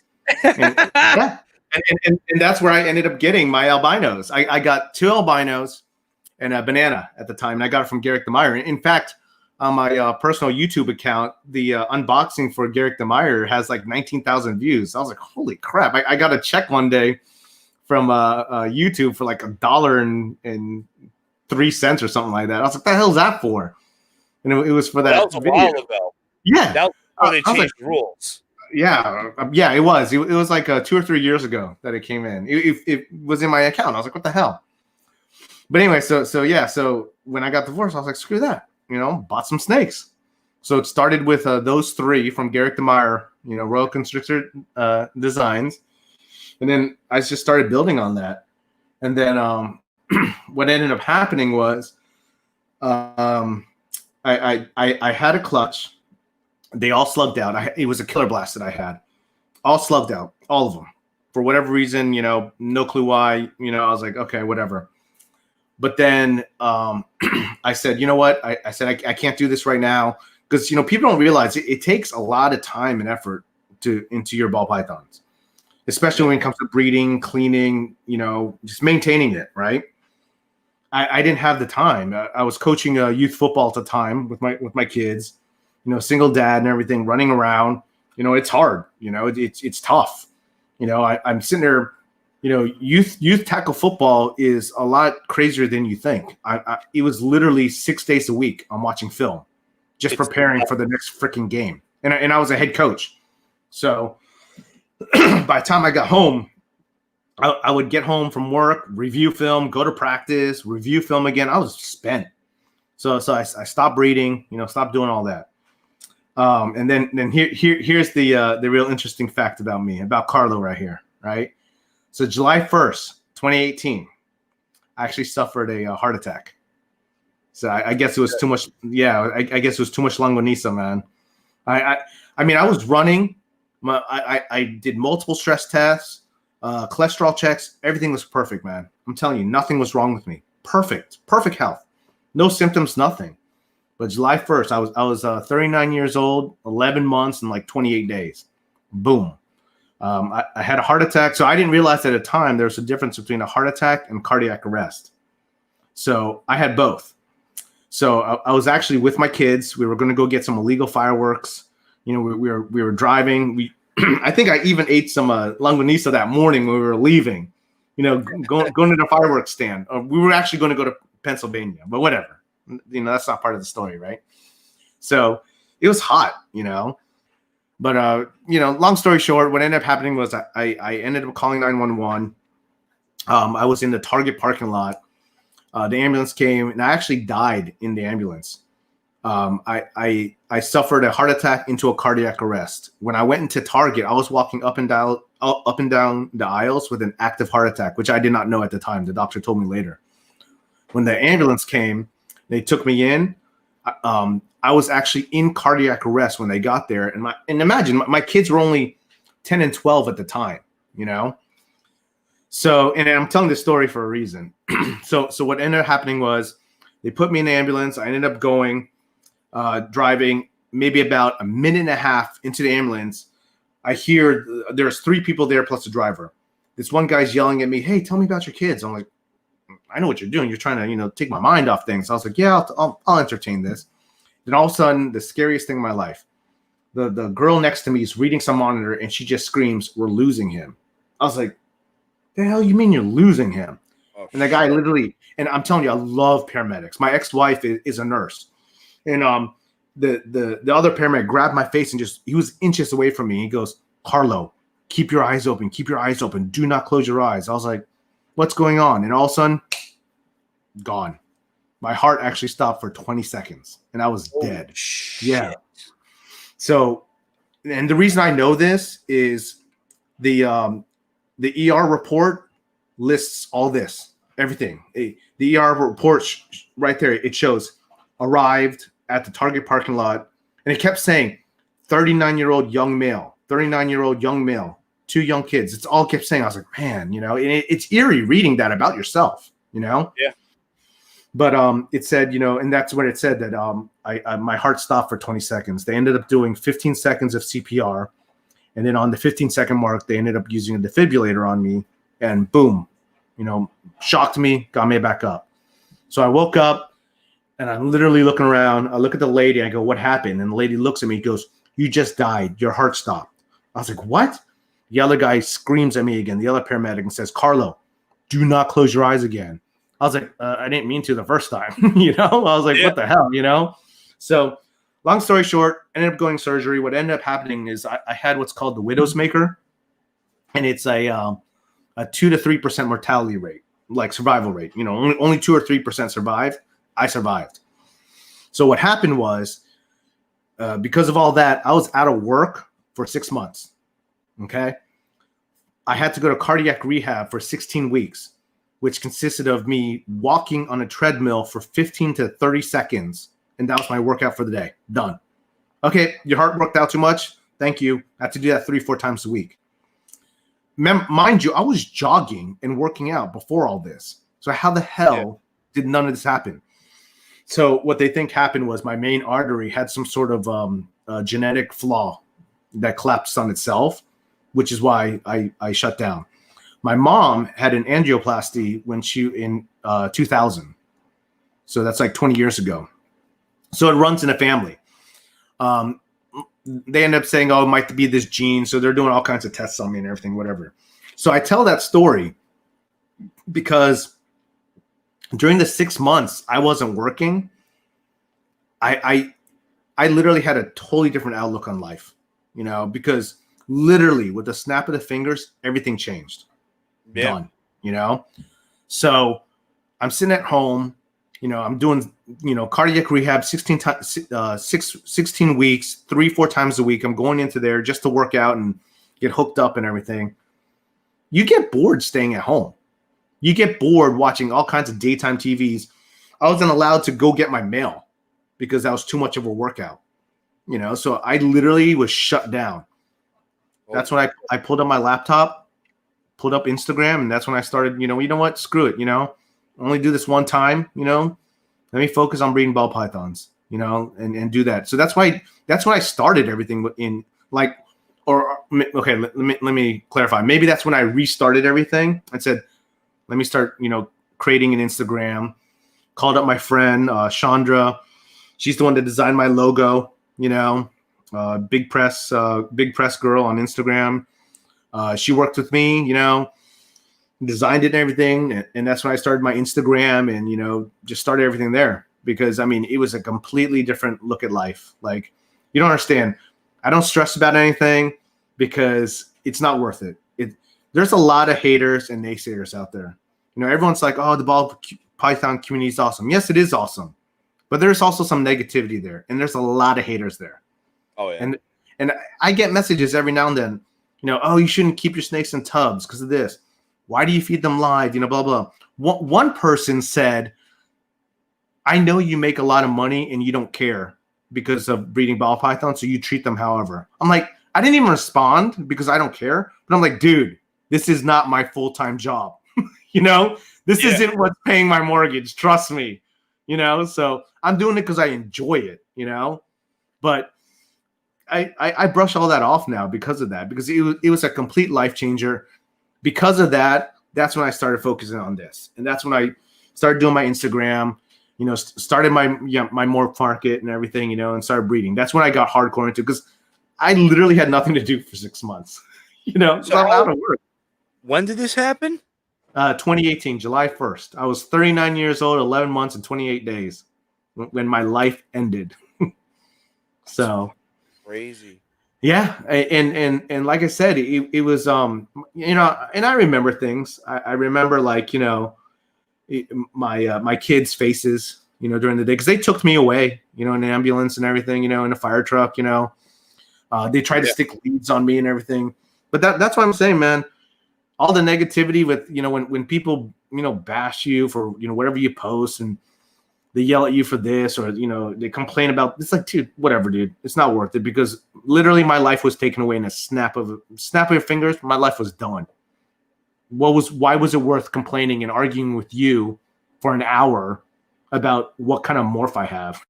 You know, not worth it, dude. Not worth it, you know? So yeah, so I have a different outlook, and that's why, like I said, it's a stress reliever for me, you know? I enjoy doing this, you know? And I just happen to sell some of these too, you know? It's like, it's not my income. So if I don't sell it, I'm not panicking. I'm not trying, you know, to make my bills because I didn't sell this or that, you know? And I enjoy looking at it, and I love the hobby. I enjoy watching your videos. I enjoy looking at the Instagrams of what other people made and everything, you know? So I'm just a very, you know, now, you know, just laid back and like, yeah, okay, whatever. You got some haters, whatever. Hate me then, you know. Love me or hate me. At least you know me, you know. So, yeah, you know, I think that the ball python world has grown a lot, but it's still out there. Samson Snaketorium just got backlash for having a 300-gram snake in a FB8. mm-hmm. And like, holy shit, like they really teamed up on him, because it was like one person commenting and then another person commenting, and then they like teamed up together on each other's comments. I'm sorry, who are you talking about? Was it Samson Rivera? Yeah. Okay. Yeah, so it's crazy. Yeah, and I know it's hard, because especially with kids, you know, it's when you really think about it, it's really trivial to be affected by someone's words of what they think about you and what they say about you. And, you know, bullying is a problem in schools. Yes, you know, I agree, you know, but at the end of the day, it's just words. So who cares what they say about you? When I first started driving back to work after 6 months, I was in rush hour traffic. You know, the sun was on my face. So, you know, someone cut someone else off and they're honking and yelling at them. My window was down. I literally smiled because I said, nobody knows what's going on with every person around you, you know? Yeah. And you're all worried about every other person, but you're not worried about yourself. Why? You know, it's not worth it, you know? That's why it's like, you know, do what you do, you know? You know Baker from Blue Line Morphs? Yeah. Yeah. Did you see his last video where he posted about, you know, snake people are weird and whatever, and he was saying that he was getting made fun of by, you know, his coworkers or something, you know, because he breeds snakes and stuff, you know, and he was like, you know, who cares? I agree. Who cares? mine. If you got that much issue of and worrying about someone else, dude, trust me, you're wasting your life, man. It's not worth it. It's not worth it, dude. So. But yeah, so that happened 2 years ago. Obviously I've changed my diet. I don't eat as much longanisa and Chinese sausage and lumpias as much as I do. Definitely changed my diet. But and that's the thing too. My diet, I could have had the perfect diet, and it still would have happened because I just had that damn genetic flaw. I blame my mom. She doesn't like it. I'll tease her about it. Yeah, I tease her about it. Like, damn it, you give me bad genes, So I had a heart attack. I had a mild heart attack when I was 27 years old and had no idea I had it. Mm-hmm. But I was a heavy smoker, and I was partying. I was living life up, and I didn't know. I woke up and I was dreaming of breathing heavy. And then you're sleeping. I was sleeping when it happened. Dude. So that's when a lot of people pass away, is in their sleep. And the reason why is because that's when you're actually the weakest. And the only reason I know this is 16 weeks of rehab also creates they maybe do a lot of emotional stuff for PTSD, because every time I closed my eyes, I thought I was dying because I was conscious the whole entire time, which is not normal.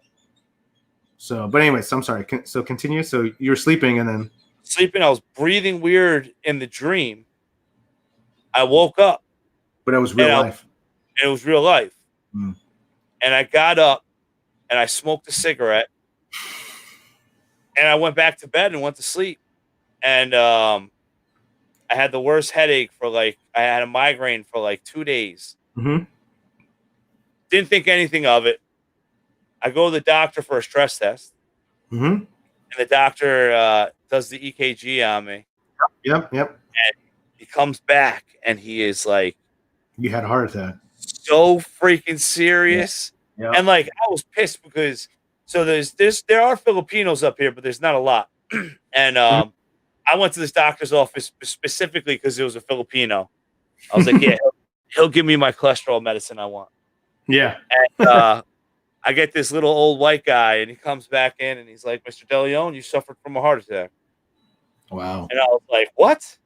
He's like, yep, and you need to go to the emergency room right now. And I was like, all right, I'll drive there. And he raised his voice at me. He said, if you get in your car, I have police on you.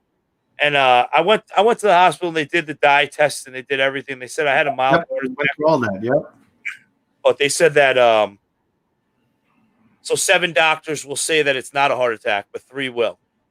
Because it was so mild. Wow. But yeah, freaked me out. Quit smoking, even though I started smoking later on. I mean, I still battle with nicotine. That's why I have my pouches. Yeah. But, I'm not smoking, which is a good thing. Yeah, I mean, it was definitely a life changer. And like I said, some things I remember is just, seeing your kid's face when you're getting wheeled off. They have no idea what's going on. I'm leaving them with firemen and paramedics, talking to them. Oh, your dad's going to be okay. My son, I didn't realize this, but my son heard the paramedics when they arrived say, he's in cardiac arrest. He needs to go now. And he didn't know what that meant at the time. He told me later he knew it meant something about a heart failing. I said, well, how'd you know that? Your mom tell you? She's a nurse. She goes, no, I was watching a snake video about a cobra biting, and it sends you into cardiac arrest. Oh, I was like, oh, you're watching snake videos. Okay. Nice. Yeah. I only have one child that watches snake videos. That's Jenny. Jenny is obsessed with Billy from Mutation Creation. Yeah. Oh, yeah. Absolutely obsessed. Every time we have eggs and we don't have a name, she's like, "Oh, that's a Billy egg." Yeah. Both of them. Every now and then they'll help me clean and they'll help me move snakes from tub to tub. But they're all into sports right now and their video games. So, but the younger one will help out a little bit more than the older one. So, yeah, I'm battling, trying to figure out what we're gonna do if my son wants a gaming computer. I bought my eldest I made a deal with him in 7th grade. If he got straight A's for all 4 quarters, I'd get him a gaming laptop. And he got straight A's for all 4 quarters. It's like, God damn it. So ended up having to get him one. So I was like, damn it. So I won't be that lucky with Junior. the older one he wants to be an engineer and everything, so I'm like, hey, you go, so younger one, not so much, I'm not ignoring you guys. What the hell is he talking about? Now I'm going to get yelled at for ignoring these guys. I'm a little under the weather today. Carlo knows about it, but I'll tell you guys about it. So I officially am taking injections for my diabetes, and I had 3 sugar crashes today. So I've been hypoglycemic all day, and that's why right now I'm sipping on Gatorade, because the medicine is dropping my sugar levels to an extent where I can't even eat without vomiting. And yeah. So I may look a little tired, and it's not because I'm stoned, because I wish I was stoned. I'd feel a lot better if I was stoned. But it's actually because I've been actually battling this shit with this injection. Today's the 3rd injection, and I've been sick as a dog all day. But I couldn't bail out on this live stream, and then to find out that it's another Filipino in the reptile world. I mean, even our facial hair is growing in the same way. I have a little dirt here. So you mentioned it took you a couple years. I haven't shaved since I was 12. This is all I got. Shit. This is 2 months. But yours is thicker because you're half. See? Maybe. No, my father grows a beard. Yeah, same here. My Like, dad, full Filipino. That dude, man, he'll shave in the morning. He's got freaking a shadow 3 hours later. I'm like, what the hell happened to me, man? And my son, my son's is got hairy legs and everything. I got no hair on my legs. I'm like, I'm hairless. I'm dude. Yes, same here, man. I got nothing, man. I got made fun of in high school in the locker room. Everyone's like, he didn't go through puberty. He has no hair under his armpits. Yeah, they told me I was a swimmer. I was like, what does that even mean? Because I shaved. I'm like, oh God, What are you guys talking about? Yeah. But my ex-wife, she's half she's Salvadorian and Peruvian, so I think the hair comes from them. We both have the same facial hair. Yes, we do. It's so funny. But his has been growing longer than mine. I haven't shaved since I was 12, man. This is all I got. I am so tired of this. It is. He's a swimmer. I'm telling you, dude.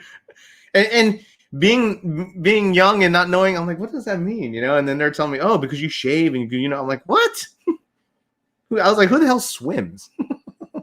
Now if someone says I shave my arms, too. I do shave. I grow 4 hairs right here on my arm on both sides. I recently shaved it, so you're not going to show it on the camera. So ever since my cardiac arrest, the only thing that's happened is now I have 3 gray hairs. On top of shit! Just Samson, 3. That's it. Samson's a Filipino too. Oh, he's part. He's a mix. Are you full? Is he? Oh, he's half. Yeah, I think he's half or a quarter. He's Puerto Rican Filipino. Yeah, only 1 foot is Filipino on Brian. I think I may be wrong. So you got 3. You got 3 gray hairs since the heart attack. Yeah, your hair's dark. Yeah, but no. When I get my haircut, they point it out. It's like 2 or 3 that always come. So I got gray hairs now, man. It caught. It was like a switch of a light, man. I can't believe it. I didn't even notice. I looked in the mirror at work, and I was like, I can't see mine. Oh, yeah, because they're on the top of the head somewhere. I can't see it. Yeah, they pointed out. I looked, and I was like, wait a minute. I'm like, I got gray hairs. And then my boss was like, you got salt and pepper hair. What are you talking about? I'm like, what the fuck are you talking about? I thought that was like the reflection of the light, but I actually had gray hairs in there. So Angel's ball python said, "You ripped them out like my dad." Oh my god! I don't know if that's a Filipino thing or what, but my dad used to pay me $0.25 for every hair that I would pluck out that was gray. That was like 10, 11 years old when I used to do that. My father was gray as soon as I hit like 4 years old, because my father, he was 51 when I was born. Holy crap! Wow. Yeah, so April he'll be 89. Was he the boxer? Yeah, Wow. boxing trainer. He was a boxer, but he ended up becoming a trainer and traveling the world with a couple boxers. Yeah, I caught that live. My dad boxed a little bit in the Philippines too, but my cousin was heavy into boxing. He started doing that in amateur level, but I think he still does it. He still goes to a couple tournaments and everything too. You know, what's his name? 46-2 Reptile. He posts a lot of his speed back work that he's doing. I posted speed bag work in the really? summer. Awesome, yeah, dude. Work. It was kind of like we cleaned the garage out. Cool, dude. And I finally could get to my speed bag, so I was able to rip into it. Yeah. I need to go back to my roots. I really do. Like, so Yeah, behind my yep. Mm-hmm. behind my banner, I got my baby grand piano because excuse me. My household, we had to do boxing and an instrument.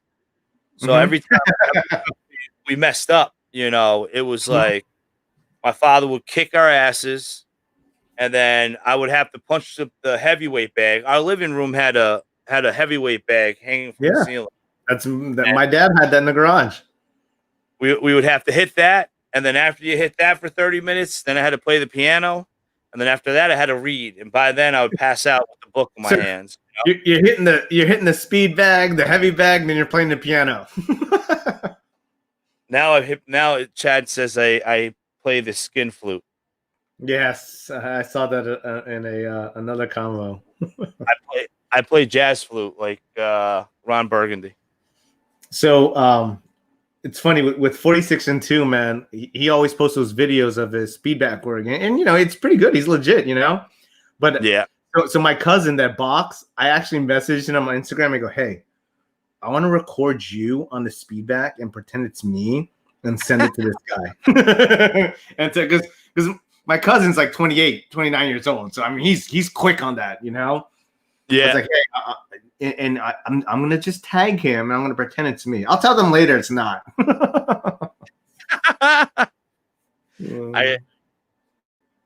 I need to get my speed bag, but our garage is such a mess, and then now the snow blower's in there.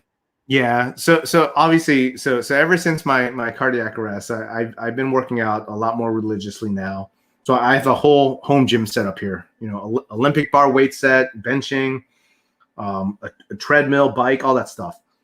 And I've been trying to add a speed bag to it, But again, this is just how we are, right? I look at speed bag. All of a sudden, I'm on Morph Market. I'm like, how the hell did this happen? And then I buy a snake. So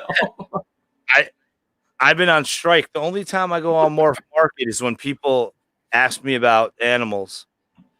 Sal Gomez Pythons is definitely a bad influence with me going on Morph Market, because whenever he's looking at something, he'll be like, Sal likes to do this thing with me where he does the.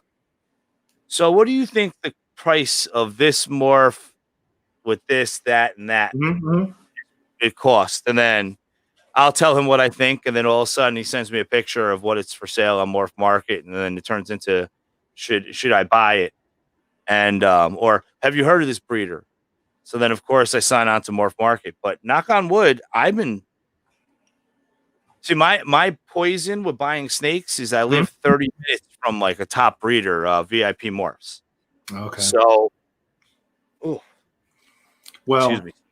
I understand that, because, like I said, I've driven up and met Ozzy several times for a couple of his snakes. Yeah. And I hear Ozzy's like very, very welcoming. Like, dude, he is so cool.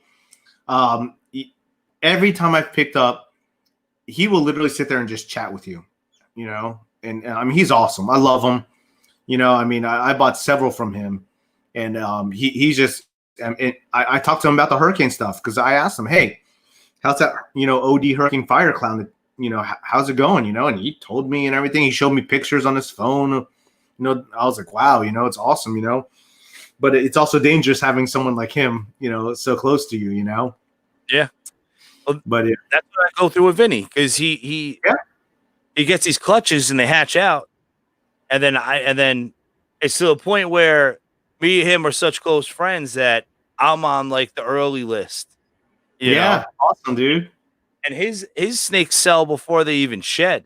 Mm-hmm. You know, so that's how I ended up with the pastel fire leopard het clown, and then the pastel orange dream het clown. And Vinny's snakes come from Tyrone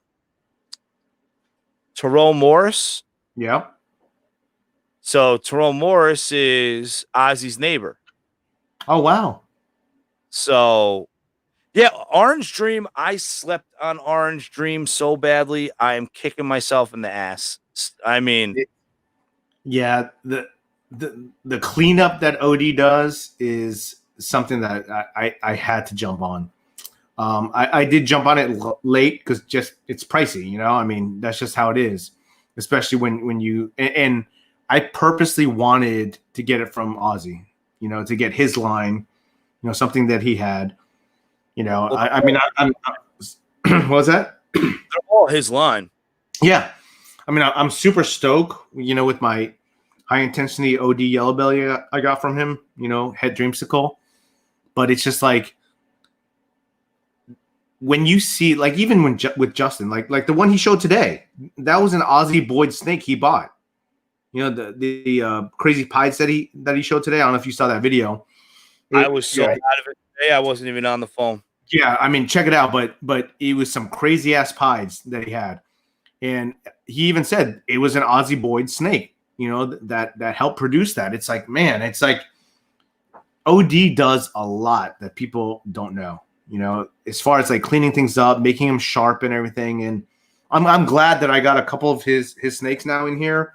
I think I'm at a point too where I don't have any snakes that I'm really chasing, but there is one that I was really close to pulling the trigger, but I was like, let me just hold back. Let me wait. But it's Stranger. Stranger is something that I'm really looking at. I mean, I got the special, you know, I got some red stripe, I got some cypress, but man, Stranger, I'm contemplating between that and an actual chocolate spot nose combo. I want both of those. Chocolate spot nose het clown. That's what I'm looking for. I think Osman Reptiles had one, but it was freaking sold. Yeah, he took it down. I was like, damn it. And like I said, I need to get through the holidays. You know, I got to buy stuff for my family, you know. Yeah, you know, yeah. Before I get stuff for me, but yeah, there's a couple that I'm definitely like. I'm jealous that you have Desert Ghosts in your collection because there's a couple Desert Ghosts, pastel Desert Ghosts that I was looking at, but the problem is you can't just buy a female Desert Ghost. You're gonna have to get a male because you have to get a het Desert Ghost. You know, I mean, what are you gonna do with one? You know. Well, I did one. I think you can get away with one with the male, and that's why I invested so much in that one. Because I did buy. I recently bought a double het Desert Ghost hypo, female, but I bred my banana Desert Ghost het pie to. So this year he's going to see 6 females. He's already seen 4. Wow.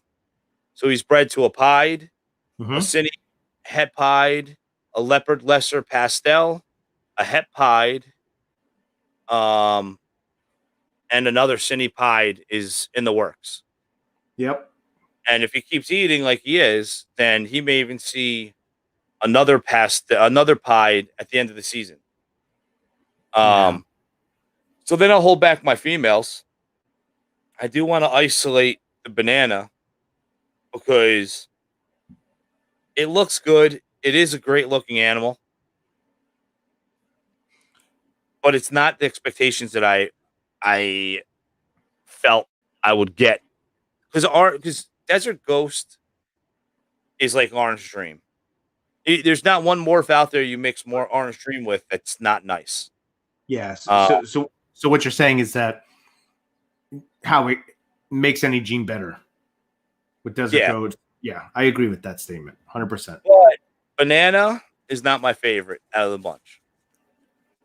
It's It's not. a strong gene, but I think banana is an overwhelming gene. I know a Oh yeah, lot of people, will do like banana clowns, banana pies, and everything. But and again, coming from me, who's very pattern based, I think it's a very overwhelming gene when it yeah, comes to like taking over. You right? A lot of people say that about leopard too, but I think it's different. I think leopard is a little bit more consistent when it comes to mutations as far as pattern morphs, but banana is is just so strong. I think yeah, you know. yeah. I mean, I like it, and I want. I feel like there's a market in female 100%. makers, all females. Um, so that's where it kind of worked out. I was looking for a female banana, and then I was talking to Doug, and Doug's like, "Well, I got a banana desert ghost at pie." I'm like, "Oh shit, that will be perfect." Yeah. Uh, but we'll see how it goes. I saw. I think who is it? I think Billy has. Oh no. Tony Thomas Hmm. has hypo desert ghost Yeah. that looked I saw incredible. that. Hmm. So it worked out that I got that female from MH Python. So I'm like, all right, well, I have ghosts in every project. Well, not go hypo. I have hypo in every project. So if I can, if I bring something in and it has het hypo in it, then what the hell? It's not like I don't have something to breed to it. I have tons of hypo to breed to it. Yeah. I have hypo in my collection. It's just a het. Um, but I definitely love some of the hypo ghost combos out there too. And like I said, the hurricane clutch that I have coming in January is going to be het hypo, so 50%. So it'll be interesting to see if I haven't seen a ghost hypo hurricane yet. So but like I said, Yeah, it'll be interesting to see. Hurricane's so fresh, so Yeah, I know there's a lot of controversy with it. I think someone in the comments was also talking about Mahogany and Stranger. And I mean, fortunately or unfortunately, I did invest a lot in Hurricane, so I don't want to be biased with what I say with, Trick, Hurricane Blitz, and all that. But to me, it's just that, and I'm just coming, remember, again, I'm colorblind. I just, pattern is what really strikes me.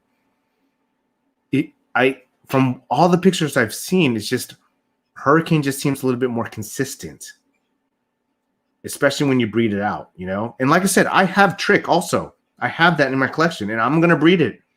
And I'm going to see if I can produce Trick, But if you see the Hurricane patterns, it's just a little bit more consistent. And my pastel Hurricane Clown is maintaining its color compared to a pastel clown that's starting to brown out, as it gets older. yeah. So it's doing something. It's helping maintain it. I mean, Oh I yeah. literally have it here, and it's staying, pretty consistent with its color.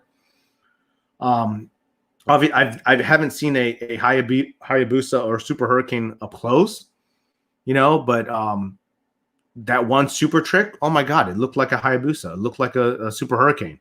100% it did. So maybe they are the same, But as of right now, it does seem like it's a little bit more consistent with the Hurricanes, but I know some of the controversy is saying, oh, it's a cheaper version, whatever, blah, blah, blah. The only thing is, and I agree with this 100%, is if you buy a Hurricane, sell it as a Hurricane. If you buy a Trick or a Blitz, sell it as a Trick or Blitz. Don't call it a Hurricane /Trick /Blitz. Yeah, because you're gonna fuck up those bloodlines, especially if they definitely are different. Then it's gonna screw everything up. But what they're doing, and again, maybe I shouldn't say this, but if you're getting a trick and you're selling it as a hurricane / blitz / trick, or a hurricane rather, you're doing it because you're trying to get towards that you bought. If they are the same, you bought a hurricane at a trick price. So keep them separate. I know Justin and Ozzy are working with some hurricanes, and they're keeping it separate. So I'll be interested to see what they come up with. So, like I said, don't mix those. Like I said, I have both of them. I'm not going to mix them. I'm going to keep them separate. But again, I'm not doing it for the money. I just want to see what's the difference between a trick bred out and a hurricane bred out. Yeah, it's going to be one clutch, two clutches. Okay, with my 2 or 3 clutches, this is what I see. So. But yeah. Yeah, I agree. I mean, that's like, which is the line in Canada that Ghost and Enhancer. Yeah. Yep. Yeah, I think Justin said they were compatible. But same thing. They keep it separate. They call it Enhancer. They call it Ghost. I think because they're compatible, they're saying they're Ghost / Enhancer. But yeah, no, agreed. Hold on 1 second. Yeah. Hold on. Let me mute my mic. I gotta be right back. Okay. Yes. So I see in the comments about Banana and Coral Glow. I wish I knew the history of how that started. I know how it started, but the history of how they ended up agreeing that they were both the same. Where you could say flat out Banana / Coral Glow. I have a Coral Glow and I call it Coral Glow. When I post it on Morph Market, the Hatchling, I stick with Coral Glow. If someone wants to buy a banana and they see a Coral Glow and they go, oh, it's the same thing as a banana, and they PM me, that's when I'll talk to them and say, hey, some people say it's the same, but I am selling it as a Coral Glow. So I'm not gonna flip that around. Even if you buy it cheaper or whatever. I must love Spider. I do. I don't have a pinstripe. I do have a Killer Blast. Me personally, with the Spiders, I personally don't like the wobbles. My Killer Blast was fine as a hatchling, but as she's gotten older, she definitely has a severe wobble now. So, which is, to me, it's just like, oh man, but.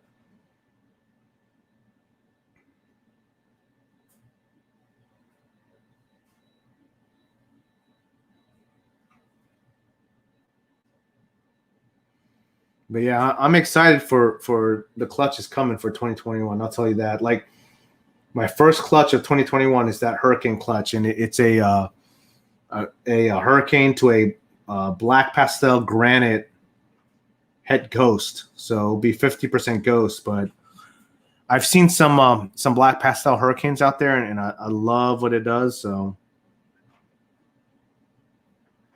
I don't know as much about the Stranger Mahogany as much as I do with Hurricanes, because I read a lot about Hurricanes, and any video on YouTube about Hurricane trick splits, I've seen it all.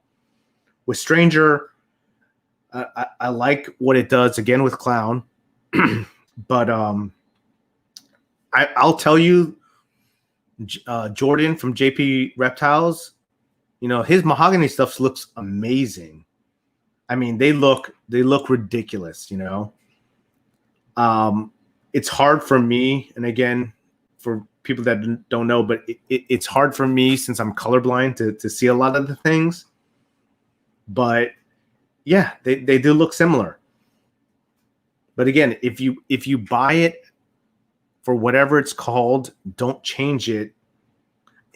Put it this way: if a breeder buys a trick and is selling it as a Hurricane, they're doing it for a reason, because they spent the less amount of money. If that was proven, I would have bought Trick versus Hurricane.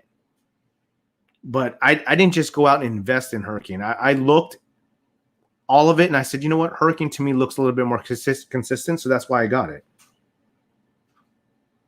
Exactly, Elliot.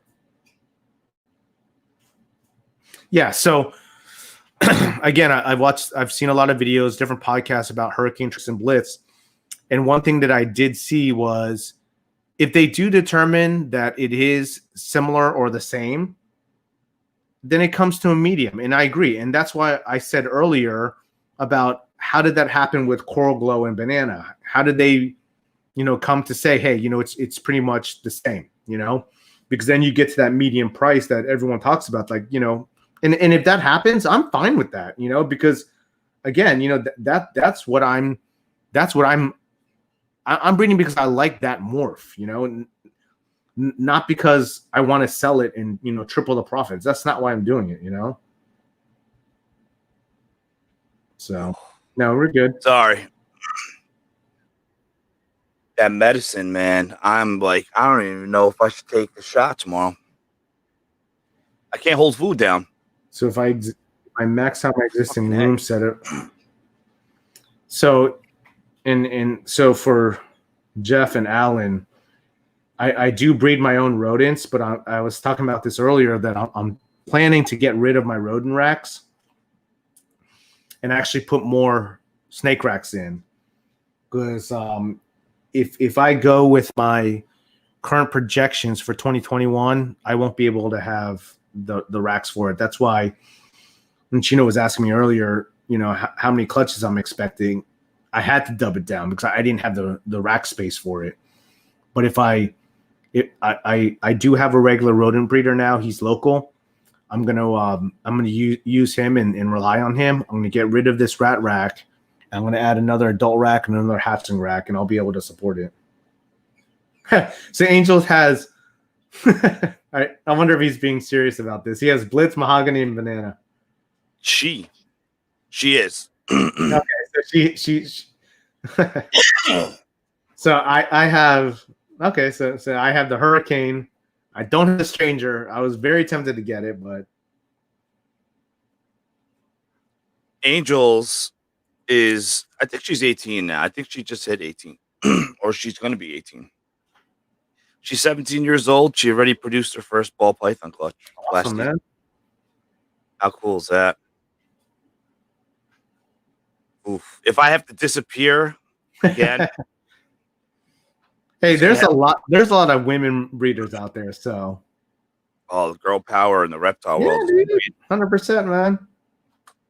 Hell yeah, more power to them. I had someone from Minnesota message me today, and she was just asking some random questions. I tried to answer everything she had. More the merrier. 100%, I agree. Stranger looks cool. Like I said, I very. Let me get through the holidays. So like I said, this isn't my full-time job, and would I like it to be? Yeah, sure. I love doing this stuff, but at the same time, I've been with my current company for 20 years, so I'm pretty established there, and it makes enough for me to supply my hobby, Oh yeah. So yeah, I mean, so with Mahogany, Stranger, the Hurricane, Trick, Blitz, I agree that in a way, because like I said, yes, I'll admit it. I invested a lot in Hurricane, and then, to hear that it might be the same, I was like, oh crap, But at the end of the day, if we come to a medium, I'm perfectly fine with that, Freaking Chad. Yeah, I'm gonna use the bathroom real quick. All right, I'll be right back. Oh my God, what a day! I'm so miserable right now. If you guys didn't notice it, now my voice is scratchy because I was puking my fucking brains out. It's new medicine. The side effects is vomiting. Fucking crazy. I haven't been able to eat. Can't even drink. Fucking A. I'm like afraid to drink Gatorade. My sugar levels are actually high right now. I can beat grandfather. Oh man, a circle of jerks if I'm still alive. If you guys don't know about it, December 26th, I'm going to do a live stream called the After Christmas Circle of Jerks. And, excuse me. And we're just going to have a bunch of assholes that are in the industry together on a live stream talking shit about each other. So it should be interesting. And I hope you guys all join. So the shot I got, I have to take Victoza now, which will get my pancreas to produce more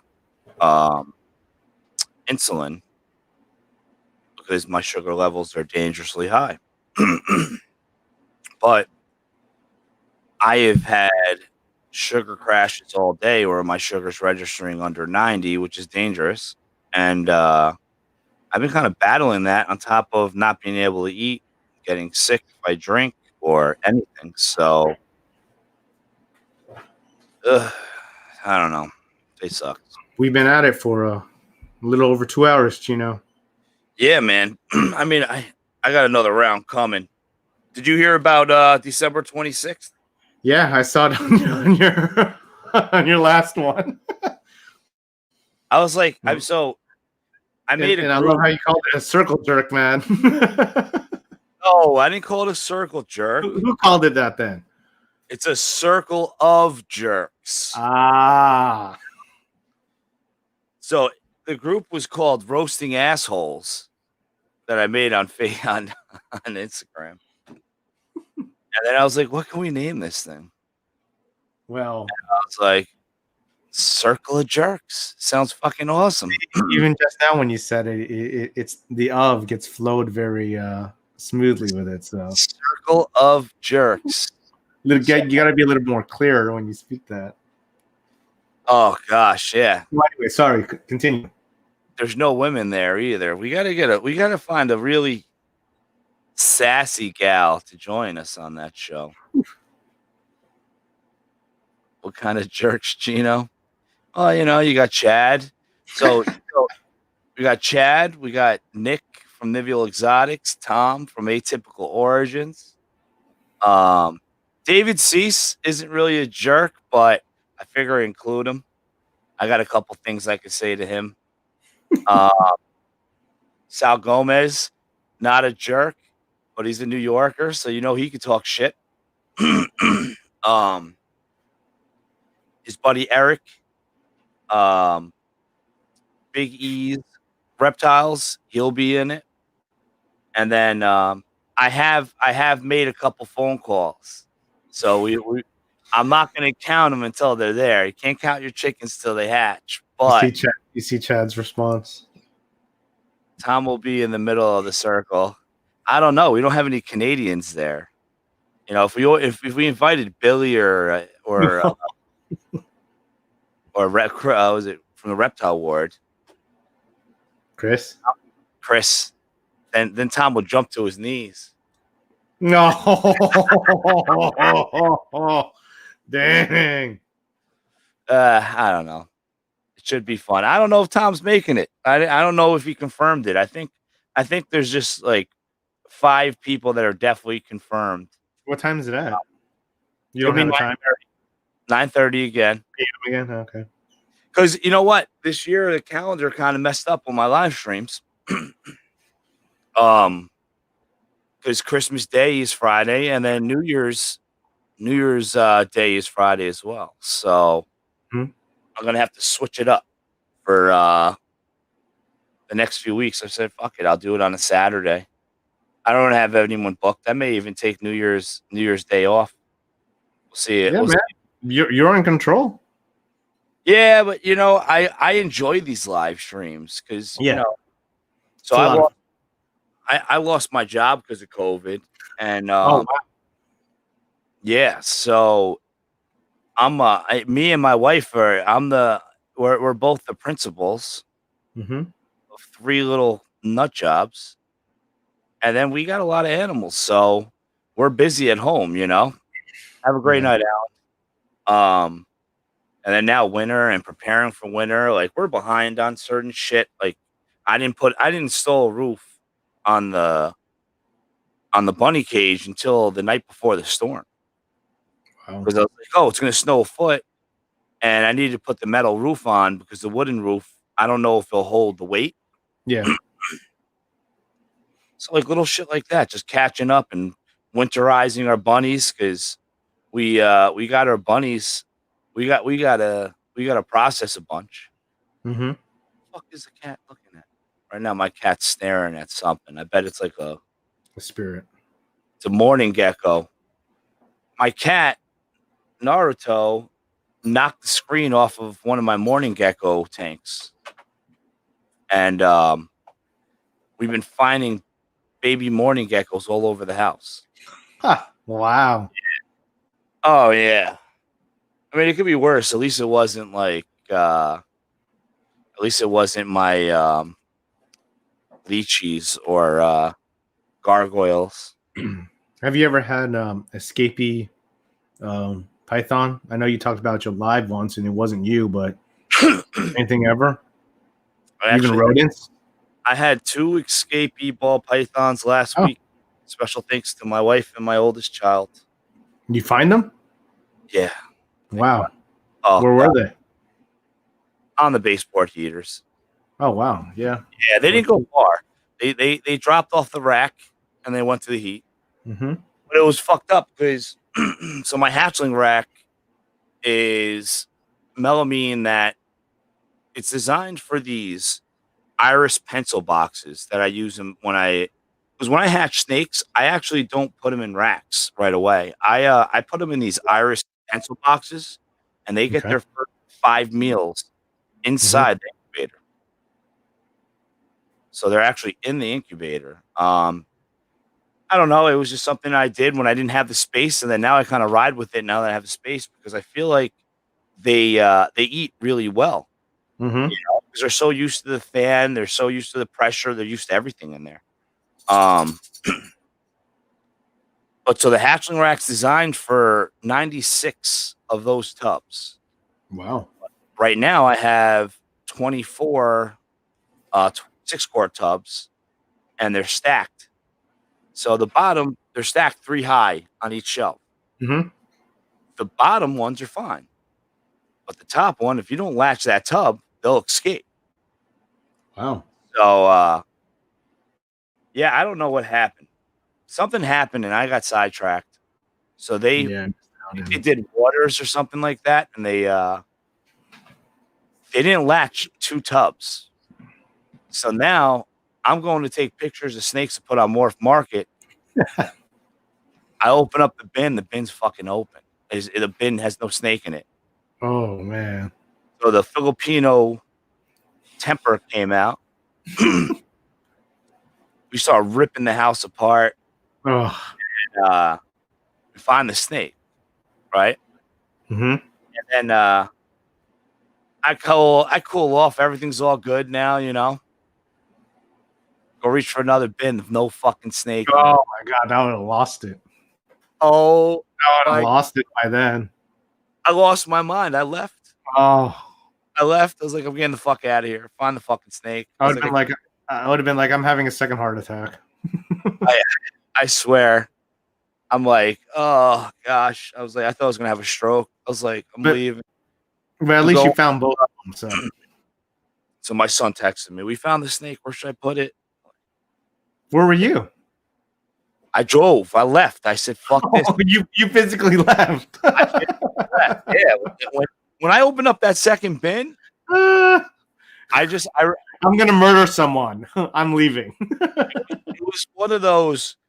Are you fucking serious? Yeah. got in my car and drove. I was like, I'm done. I'm leaving. Get over it. Yeah. So when I came back, I was like, so did we check the tubs if there's any more fucking missing snakes here? Oh. Because we were doing water bowls. That's what happened. We were swapping out water bowls, and they weren't latched. But thankfully they were found. Good. Yeah, but of course it wasn't a normal. Why would it be a normal? It's got to be the high dollar belly pinstripe female. That's fucking high gravid. Not gravid. I mean, so we had that happen. We had what other escapees? I mean, it happens. Yeah. Especially do-yourself racks. So I have this. My first snake rack I bought was the biggest piece of shit, and I hybrided it, and I made it even. As what I would say is I went full Filipino on it. Because my father's, even though my family has the most famous engineer in the Philippines, Pablo Antonio Delio. Pablo Antonio is my great uncle. Okay. But my father can't fucking build a goddamn thing, and his uncle was like this famous engineer that traveled the world. Have a good night, Rebecca. So I have that rack still, and on that rack, the bottom shelf is really big, but I could squeeze one of those really annoying 60-quart Sterilite tubs. The ones with the wheels. Yep. So I had an 18-pound blood python in there. Holy crap!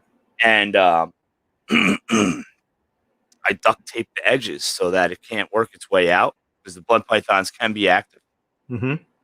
So I had an empty tub on my 41-quart rack right next door. And my kitten, hey, what's going on, Marvel Balls? My kitten at the time, now he's going to be a year old, but he was staring at that empty shelf. And I'm like, so if a rat's there the next day, I literally just got to watch my cat. And my cat will show me which bin has a rat in it still if they didn't eat. Oh, wow. Awesome. So Naruto's staring at this empty fucking thing. And it was the blood python on the heat tape in the back of the. Oh, wow. Rack. Yeah. So, oh, yeah, it was fucking crazy. It was nuts. But it was a puppy dog. Yeah, I've never had an escapee snake. But before I built out the room with drywall and everything, I did have an escapee rat. Any rat that ever jumps out of a tub, I feed right away. Sorry, you're gone. You're a jumper. I had one jump out. It went into the back underneath the rack, all the way in the back. And this is before drywall. So before drywall, it just had that silver aluminum with insulation, Yeah. And it went all the way back in the corner. And the racks are long. I'm Filipino, so I'm short. So I don't have long arms. How tall are you? Yeah, 5'6". Oh, yeah. How tall are you? You're half white. So what are you, like 5'10"? I'm half white. I'm 5'8". Oh, there you go. Arms things. But I'll let you finish your story. Anyway, so I was reaching for the rat, and then I was trying to grab that guy by the tail. And I'm sitting there grabbing, reaching. And that fucker literally went behind the insulation and crawled up the goddamn wall. Oh, and yeah. I said, oh, shit. And that sucker was gone. I said, oh, my God. So long story short, I ended up putting some sticky traps down. I have a camera in here. That dude would come back in middle of the night, and it was trying to go back home. It was trying to go into the tubs. But it jumped over all the sticky traps and everything. I ended up catching it again. Unfortunately, it got into one of my electronic traps. But that was my only escape I had. 1 week later is when I started building the walls. Because now if anything ever escapes, it's going to be in the room. Yeah, it's stranded. Yeah. I'm going to find it in one of these corners, So, but with all that open insulation and open things, it was gone. I was like, oh. But it came back, so I got lucky with that. I didn't have a rat dying in the wall somewhere, Oh, gosh, it's horrible. What were you going to say? So, about Filipinos, actually, Toros have so firstborn. Same here. I was going for a boy, just like most men do. I was practicing in the waiting room, going, "It's a boy, yeah! It's a girl." Secretary told me to shut the fuck up. It was awesome. And we get in there, and then then it gets serious, and it's like all nervous, And the person's like, "Are you Filipino?" Who said that? The receptionist? The receptionist. And I said, "Yeah." She said, "Oh, like relieved." I'm like, "Why are you relieved?" She's like, "Because your son has shorter legs than the average human, but longer." And I said, "Really?" And then she said, "Yeah, Filipinos are known for longer torsos, that we have shorter legs and longer torsos." So I was like, "Oh, that's fucking funny." And then the next time, then when Mario was, sonograms, when my second born was in the womb, it was the same thing. I'm like, "Yeah, I'm Filipino."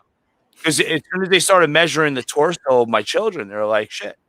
So I always wonder, like, I have a longer torso, Yeah. and I got these short Filipino legs, but my arms are long. Yeah, I have long arms too. Yep.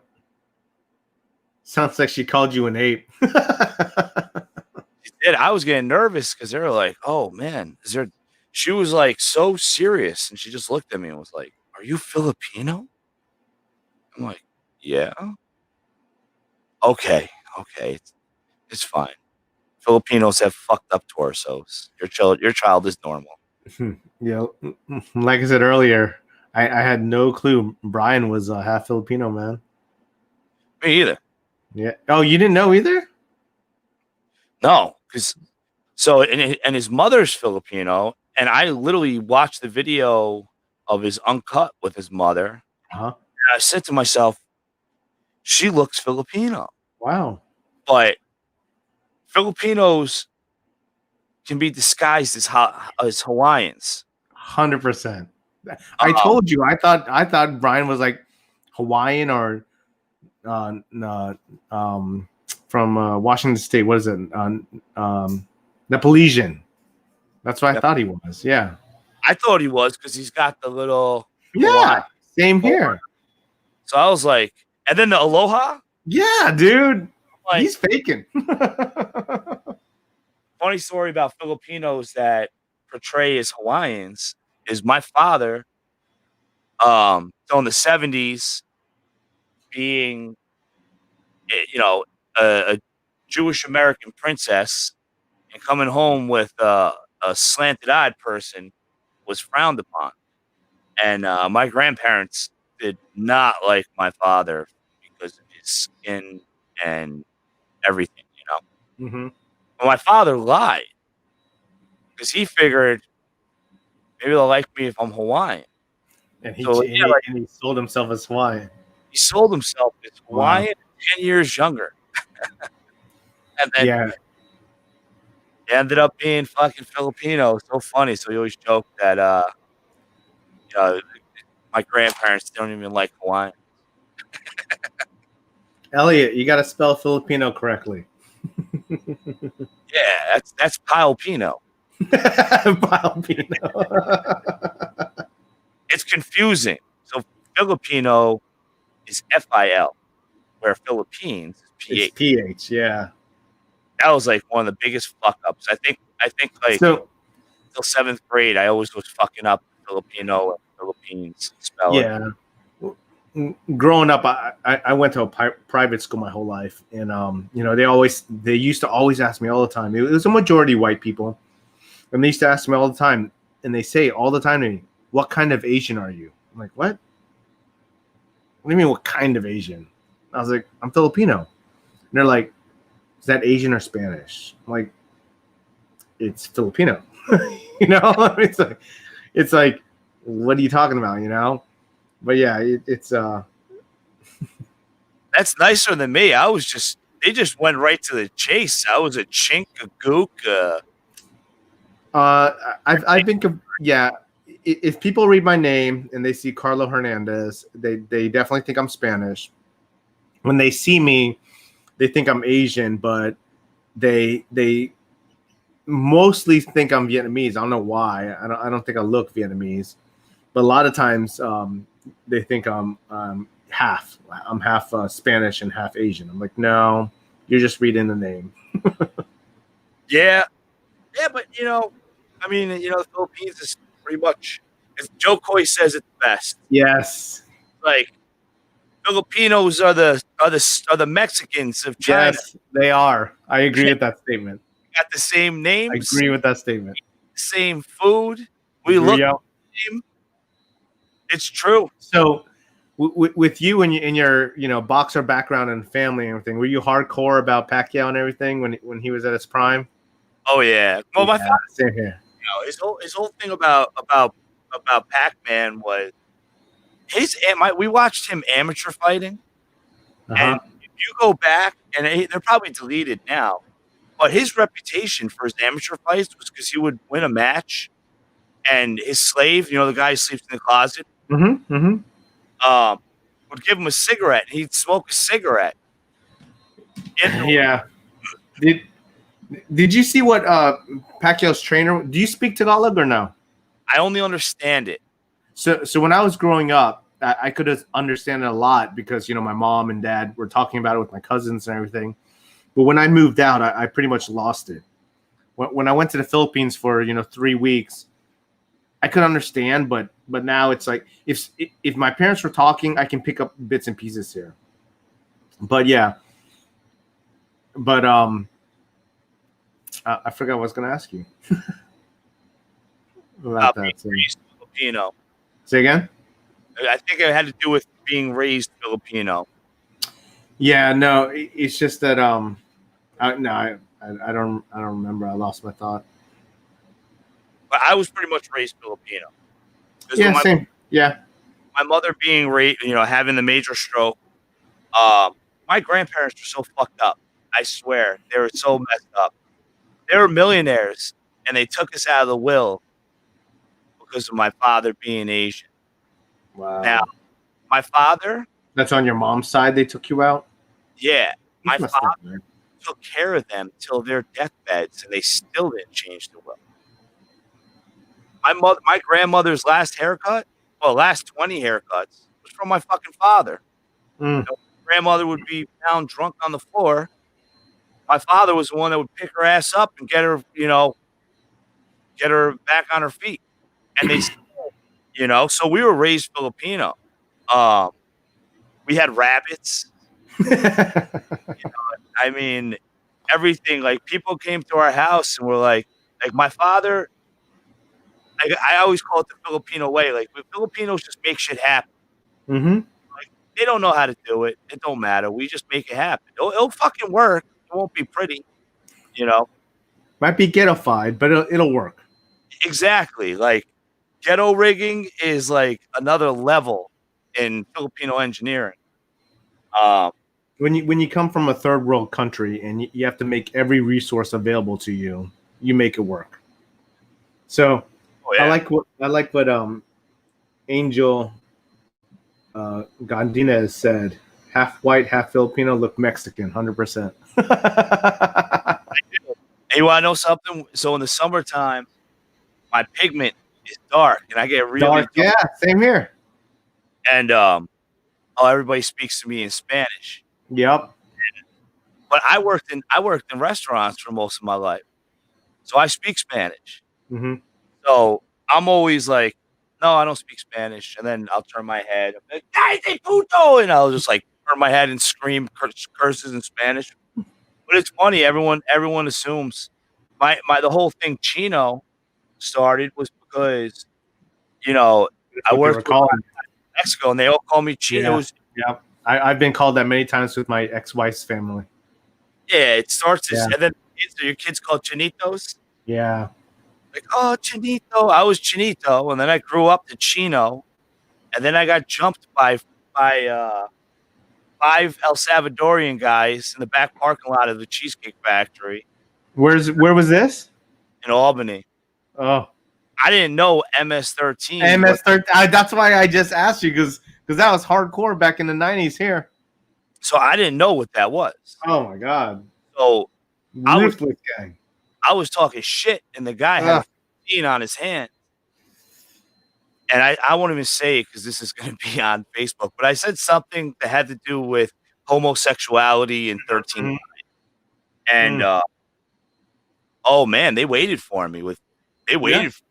So I finished my shift. I went outside. I was getting jumped by 5 guys, but I beat the shit out of them. And again, you said you beat the shit out of them? The shit out of them. I fought all 4 or 5 guys and kicked their fucking asses. And one of my buddies, another El Salvadorian dude, was like, "Oh, Chino Loco." So then that's where my name turned into Chino Loco. Dude. So MS-13 started in Northern Virginia area and it started to grow, across the nation. But they got so big, they actually got a documentary on Discovery Channel about MS-13. Yeah, about how ruthless they're. Yeah. So that's why I don't even want to say nothing offensive. No, because they don't go after you. They go after your family, your family's family, your friends, and everything. I mean, they were ridiculous. I mean, I never ran into any of them across here. I mean, some of them, there are a lot of fakers and everything, but they were hardcore stuff. They still hardcore in Queens is what they're saying over there. Yeah, well, wow. I don't know if those guys were. I think they may have been posers. I don't know. Yeah, posers, fakers, yeah. Or maybe they just underestimated me. Yeah. Like, they could just fuck me up. It's that boxer blood in you, man. Yeah, but I was also I was jacked up on Adderall. I probably drank 6 Red Bulls. And yeah. I mean, dude, I was a hardcore Monster drinker and everything, I used to drink Monster just to focus at work, man. Hardcore. Now you can't touch any of that shit. Yeah, I'm only allowed to drink one cup of coffee a day. So I stick 8 ounces. Say again? A real cup, 8 ounces. So I drink I get my coffee online, which is it's called Death Wish. It's literally it's literally the highest caffeinated coffee. I was like, if I'm gonna get my 1 cup, I'm gonna get my 1 cup. So you're bending the rules a little bit. Like, yeah, I'm drinking 1 cup, but 2.5. It's equal to 8, but whatever. You said 1. Yeah, I want to try the Death Wish. I always see the commercial show up on YouTube. If you like coffee, it's good. So Starbucks is okay, but Starbucks has a wicked aftertaste for me every time. If you get like if you get the hardcore one. I get the Death Wish one, and I like it. I've had it for years and everything. 1 cup does me good, I like it. Yeah, see, I do the energy drink, but I drink. So I'll buy the big can, and then I'll drink half in a day. So I'll get this mug, and then I'll put half energy drink in it. Shouldn't be doing that, man. Yeah, and it's just one of the many things that I shouldn't be doing that I do, unfortunately. They have their own prison. I heard about that too. My ex-wife that's half Salvadorian, she used to tell me stories about when she would go visit and everything. She's like, I'm going to take the kids there one day. I'm like, the hell you are? I was like, what the fuck would you take them there? Oh, yeah. I watched that whole documentary because that one. Yeah, I did too. Did you see the Irish gang in New York? No. Detroit, New York? The Irish gang, and they were such pussies. I don't know if they're alive anymore, but they bragged about jumping people, and their signature move was the swarm. Mm-hmm. And the reason why I say that is because I'm a one-on-one fighter. I mean, I'll take 2 people on if I have to. That's how it is today, man. But these guys thrive. People are thriving on 20 people kicking 1 person and almost kicking them. I'm like, you know what? You obviously fight when you were a kid. Half the reason why MS-13 got convicted was because they would record all their stabbings and killings and post them on freaking Facebook. That's crazy. That's how they convicted half their people, man. Yeah, I never liked gangs. I've seen the ugly end of gangs. I have a good friend, Eric. Mm-hmm. I thought he had a stroke. And I asked him, I said, "You have a stroke? What happened to you?" He said, "No." He said that he was standing on his doorstep smoking a cigarette, and a kid did a gang initiation and shot him point blank in the head, and he survived it. Yeah. I was a 12-year-old kid just trying to get protection. Yeah. Yeah, it's crazy. And our new generation, forget it. I mean, at least, Yeah, I browse TikTok every now and then, and I do love the ones that talk about a 90s and 80s kids, about the way they grew up. Like, I've seen so many pictures of 80s and 90s kids. The parents are offering them beer, and you got like a 4, 5, 6-year-old drinking a beer. And I'm like, yeah, that was me. My dad made me drink beer. I'd spit it out, and he'd laugh at me in front of all his friends. Oh, no, not me. You chugged it. I would get the bottom, the beer. I would have to drink the warm centimeter. Yeah, I spit it out. But what they were saying was how the millennials here were so soft that if you do that nowadays, it's a whole social media thing. How could you do that to your children? You know what? So I'm drinking whiskey, right? I had my son try it. I said, "Here, try this." He drank it. He goes, "How can you even drink that stuff?" I said, "Exactly." Yeah. Because guess what? He's gonna be like, "That thing's nasty. I'm not gonna try it for a while." I just watched the movie Chef. Older movie. It's from 2014. It's got John Leguizamo in it. I like John Leguizamo. Mm-hmm. And the son starts working with them, and John Leguizamo cracks open a beer for this like 10-year-old kid, and the kid's like, "Dad, can I?" He's like, "Yeah, son, go ahead."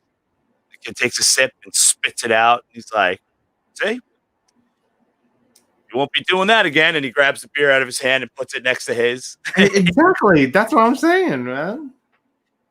Yeah, no, my parents drank Coors Light, so it was pretty much like water, So Yeah. I never touched the Chivas. My father was a Chivas, and he was a big red label or black label, Johnny Walker. Yeah. When he came to America, he had a reputation. He was the guy that showed up with his bottle of Johnny Walker, and he left, and it was empty. Wow. That was his rep. Yeah, I didn't start drinking whiskey till later in life. Yeah, that's what made me an alcoholic. I actually I was dry for 4 years. Legit alcoholic? Legit. I mean, see, I think alcoholism is interpreted differently. I was a fully functional alcoholic. My father-in-law was.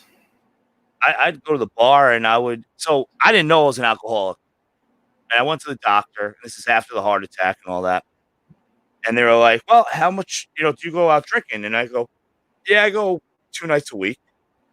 And they're like, even though it was like 6 or 7.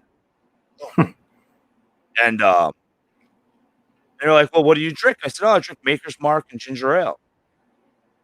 And they were like, "Oh, how many of those do you have?" And I said, "About 5. Like, "Oh, well, do you have a shot with that?" And I'm like, "Yeah, I have a Jack Fire shot with each round." Like, "Oh, yeah, do you have a double with your Maker's Mark ginger ale?" I'm like, "Yeah, my glass." So then the doctor looked at me and was like, "It's 15 drinks. You're an alcoholic." Holy crap. We're like, well, if you put it that way. I was like, "I only do that like 2 nights a week. I don't even get drunk." She's like, "Exactly." So I didn't think anything of it. And then I had to go for medical reference to somewhere else. And they didn't seal the envelope. So I had an envelope and I opened it up and it said I was an alcoholic. Oh, wow. And it's like, it hit me. I was like, whoa. Like, I lied to her. And she called me an alcoholic. So, yeah, I quit drinking December 19th. And I went 4 years without it. And then I went to a wedding and I drank a glass of wine, and I was like, wow, I can casually drink a glass of wine. If I didn't start this new diabetes medicine that was making me sick as a dog, I would be drinking. I got a nice bottle of Kendall Jackson uh, Pinot Noir that I would be sipping on right now. But I guess it's a good thing. But It's kind of like a blessing in disguise for you, then. I guess I fucking hate this. I'm like scared to take the shot tomorrow because it's getting worse every day. Well, good luck on that. But obviously, if they're prescribing it for you, it's for a reason. At least you're going to the doctor.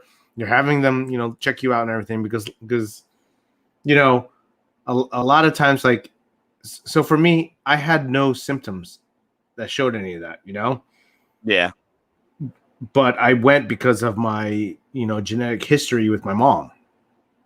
Multiple stress tests, multiple, the dye through your bloods, everything, nothing, Sometimes you can't find it, but at least you're going there and you're getting checked out and, they're recommending something, So Yeah. they're obviously giving it to you for a reason, So hopefully it's beneficial, I need to.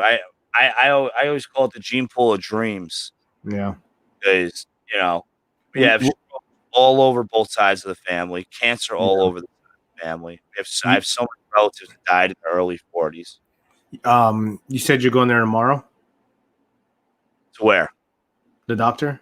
No. My injections, I got to inject myself. Oh, you inject yourself. Oh, gotcha. Do I really want to poison myself tomorrow? Gotcha. But I'm gonna hope that it gets better and not worse. Because if it gets worse, fuck, man, I want to just stay in bed all day. That's all. Man, just follow the routine and stay off the Longanisa and maybe cut back on some of the lumpia and. I know, and I got like a big slab of pork belly in the fridge. So that's different. You can have lechon every now and then. So. I've been dieting. That's like too. Like I've been dieting. So the whole diabetes thing is that my body's actually just not breaking down sugar anymore. Yeah. Losing weight. I lost 20 pounds. Yeah. See, awesome, man. It's still fucked up. So that's why I got to supplement with this other shit. Mm-hmm. But let's see, because we're about to hit 3 hours. Yeah, man. But I want to ask you, what was the best advice that you've gotten that has gotten you to where you are today as a reptile breeder? So I don't remember if it was a video or if it was in conversation with someone, but it's kind of like what I said earlier, is breed what you do not mind seeing every single day. A lot of people, and I see this with a lot of breeders out there, and good for them. That's what they believe. I'm not knocking them or anything, but they're chasing.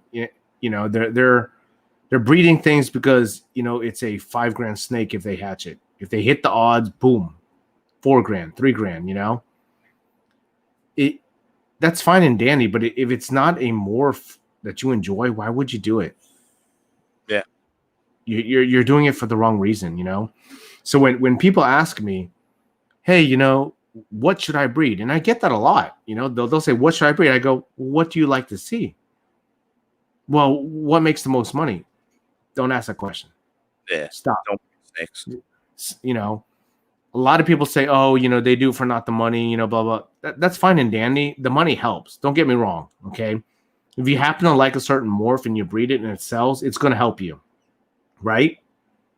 But just because it helps you and everything, if you don't enjoy seeing it and it doesn't sell, then what's the point of breeding it? 100%.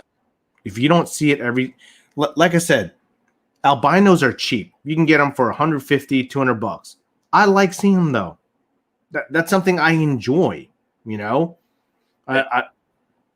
know it's one of the classic morphs and it's abundant. That's fine.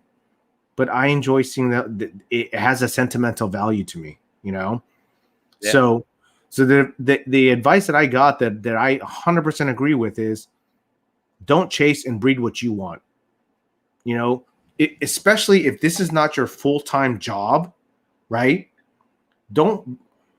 It's not worth chasing what Justin's trying to do. You're not going to catch him. Everyone knows that. You're not going to catch him. Yeah. Okay. You can spend all the money that you want.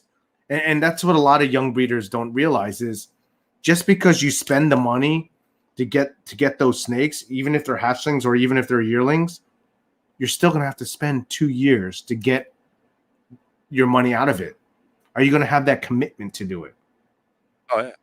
And are you going to be able to get, you can buy the best snakes in the world, but you're not going to get the same prices. No. Some of these other breeders get for those things. By the time you chase that person, there's going to be 50 other snakes of that same morph that you were looking at that are out there. So the market goes down, So it's like breed what you want and what you enjoy seeing every day. And so that's what I do. And looking at my collection, it's like I enjoy seeing every one of these that come out, Fortunately for me, I don't have any normals, So I don't have any normal hets, But I enjoy opening each one of these tubs when I clean them because I know, is it a fresh shed? They got bigger, they put on weight, how do they look, Yeah. So that's one thing. And the second thing, it's kind of you can relate it to snakes, but there's this book that Ozzy put on his blog that I read, which is Grant Cardone's Be Obsessed or Be Average. 100%. It's no matter what you do, if you go full out with it, if it's a hobby that you enjoy and you 100% are into, then do it because it makes you happy. Who cares what other people say? That's what drives you. That's what motivates you to do it every day. Because guess what? And you know this too. It's a lot of work to do this stuff every single day. I mean, I have to check every day. I have to check the waters. I have to check the tubs. I have to do spot cleaning. If I'm not doing a full cleaning, I still have to pick up poop here and there. If you don't pick up poop, next day you got mold on it. So I got to do something with it. So every day I'm looking in here and it's spot cleaning. It's doing something, but be obsessed or be average. If you're going to start breeding, and that's what I mentioned earlier too, is when I was coaching, youth football and doing that hardcore, I couldn't, I had to mentally say, you know what, Carlo, don't breed the 3 or 4 clutches because if you hatch 15 hatchlings, what are you going to do with it? That's a minimum 15. It's really 18, six eggs per clutch. What are you going to do with that? You got to be responsible. So that's some of the advice that I got. And like I said, I think it's great because, again, you're not going to sell all your animals, so you better enjoy it if you don't, Oh, hell yeah. Yeah, that's definitely what I'm in the same boat with telling people that. I don't like to give people morphs. I tell them to work with what they like. 100%. Agreed. 100%. Work with something that's going to motivate you when, shit hits the fan. Mm-hmm. And you're still motivated to deal with it. Hypo. I'm a big advocate for hypo, and I've stuck with it. I like what hypo does, so I've been breeding it. But 2-3 years ago, hypo was dirt cheap. Yep. But I knew that it was a recessive, and if I double stack it, it'll be something eventually, and I rode with it. And now it seems like I keep watching all these videos of people with these hypo clowns. It's fucked up because I've been too busy making double hets or het visual something het other that I still haven't hit the visual. But I open up those tubs and I'm like, yeah, man, I produced this orange ghost het clown female. You're enjoying it. You're enjoying the ride. Oh yeah, it motivates you. It's everything about it. If you're not if you're doing it for the money, and if you're just buying snakes because that's the trend, Exactly. um, a lot of people chase after Pompeii. Yeah. That's a hard snake to chase after. Kidding me? Leopard, black pastel, red stripe, clown.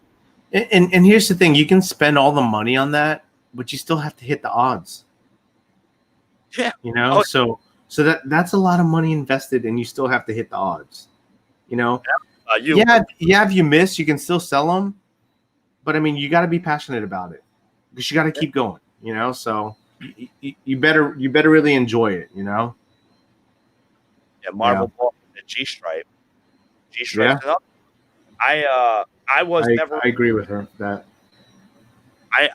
G stripe. It just seemed like when I got into ball pythons, like heavy, every banana was het G stripe. It's like everything was genetic. Yeah. Genetic stripe banana pastel het genetic stripe, banana spider het genetic stripe. But I got the opportunity to trade for a Mojave genetic stripe orange ghost, male, breeder size. And I said, you know what? Jumped on that. Oh yeah, I mean, I traded 100%. Traded a bunch of crescent geckos, and that's one of my favorite snakes now.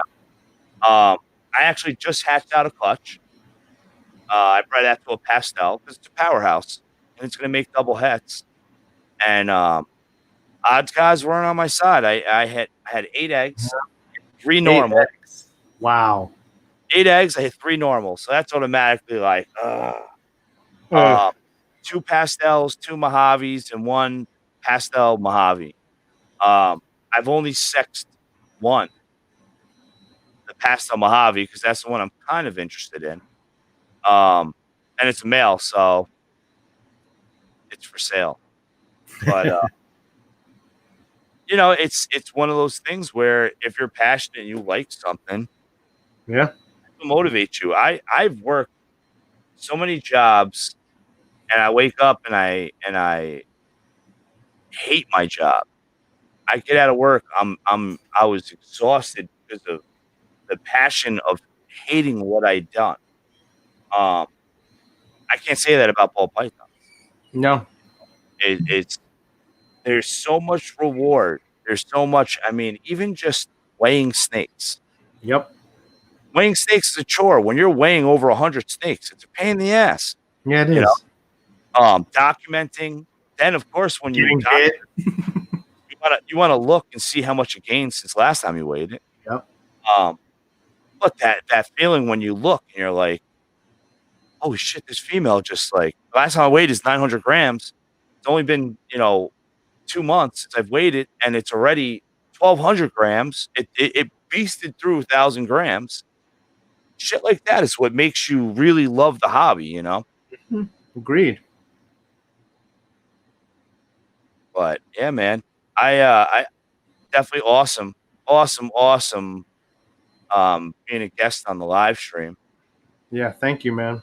It's been fun. It was definitely a lot of fun, you know. Oh yeah, man, and it's funny because like, I you're very active on Instagram. So I'm active with interacting, not with posting. Yeah, you don't have a lot of posts, but your posts are badass. The ones that you do post. Yeah, my dog actually literally just came in here just to check on me. It's so funny. He's like, "What the hell, man? It's 12:30. What are you doing?" Why are you with it? You can't see him, but he comes to visit me. But anyways, but yeah, to answer the point, I am active in Instagram with interacting with folks, liking not so much posting, maybe with the stories, but I mean, like I said earlier, I got a full-time job. I got other things, but this was great. I'm so glad that that you had me on here. It was an honor, to chat with you. You've had some huge guests, man. I felt like a fool. I was like, what the hell, dude? You got Brian coming in, Tony from Hardwired Exotics. The hell you got me on here for? This must be a mistake. After a heavy hitter. You're a heavy hitter yourself. No, dude. No, not even close, man. But like I said, it's enjoyed it very much. I loved it. You know, it was Awesome. great. And I love being introduced to your fan base because you know I watch your lives, you know, and I see your fan base here, and I love it. You know, it's great. You know, everyone says, "Oh, you know, ball python community is so great." You guys have no idea. It's awesome, man. Appreciate it very much, man. Oh yeah, and it's grown a lot. It Yeah, really has. I mean, in 6 years, it's grown a lot. yeah, it's great, man. But we'll definitely do this again. Dude, thank you, man. Let me know. And you know, you have a great night. Thanks Yep, again. yep. Thank you, Everyone, everyone that tuned in. You know, appreciate it. CH Reptiles. Follow him. He's got a YouTube channel too. I can't believe your YouTube channel. Your Not YouTube channel active. Yeah. is so much busier. Yeah, Instagram. I, I, I'm not like you know. I can't keep up with all this, man. Full-time job. I'm killing myself with this with the live stream and then 2 videos a week. Yeah. But Thanks, you know, Chad. some stuff is really rewarding, you know. It's Thanks, Elliot. Yeah. it's really nice to help people. Yeah. Cool, man. But yeah, thanks a lot, man. It was fun. Had a great time, man. Definitely, man. Awesome Friday night, man. Hell yeah. And I got another Filipino alliance over there. Yep. Let's do it. Yeah, man. You have a great night, sir. All right, man. Thank you. All right. All right, guys. So that's the end of the live. Carlo Hernandez. Check him out. Absolutely awesome. I really enjoyed this live, other than feeling like dog shit, but you know what, man? That 3 hours flew by. Thank you again for everyone that hung out. Still 14 people in here. I'll keep putting out content. Hopefully you guys like it all. And don't forget, next Saturday, 26th, you want to hear a bunch of people talk shit and me do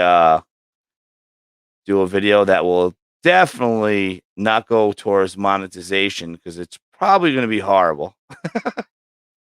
Come hang out with us next Saturday. Thanks a lot, everybody. I am closing the shop. I am so done for the day. Thanks again.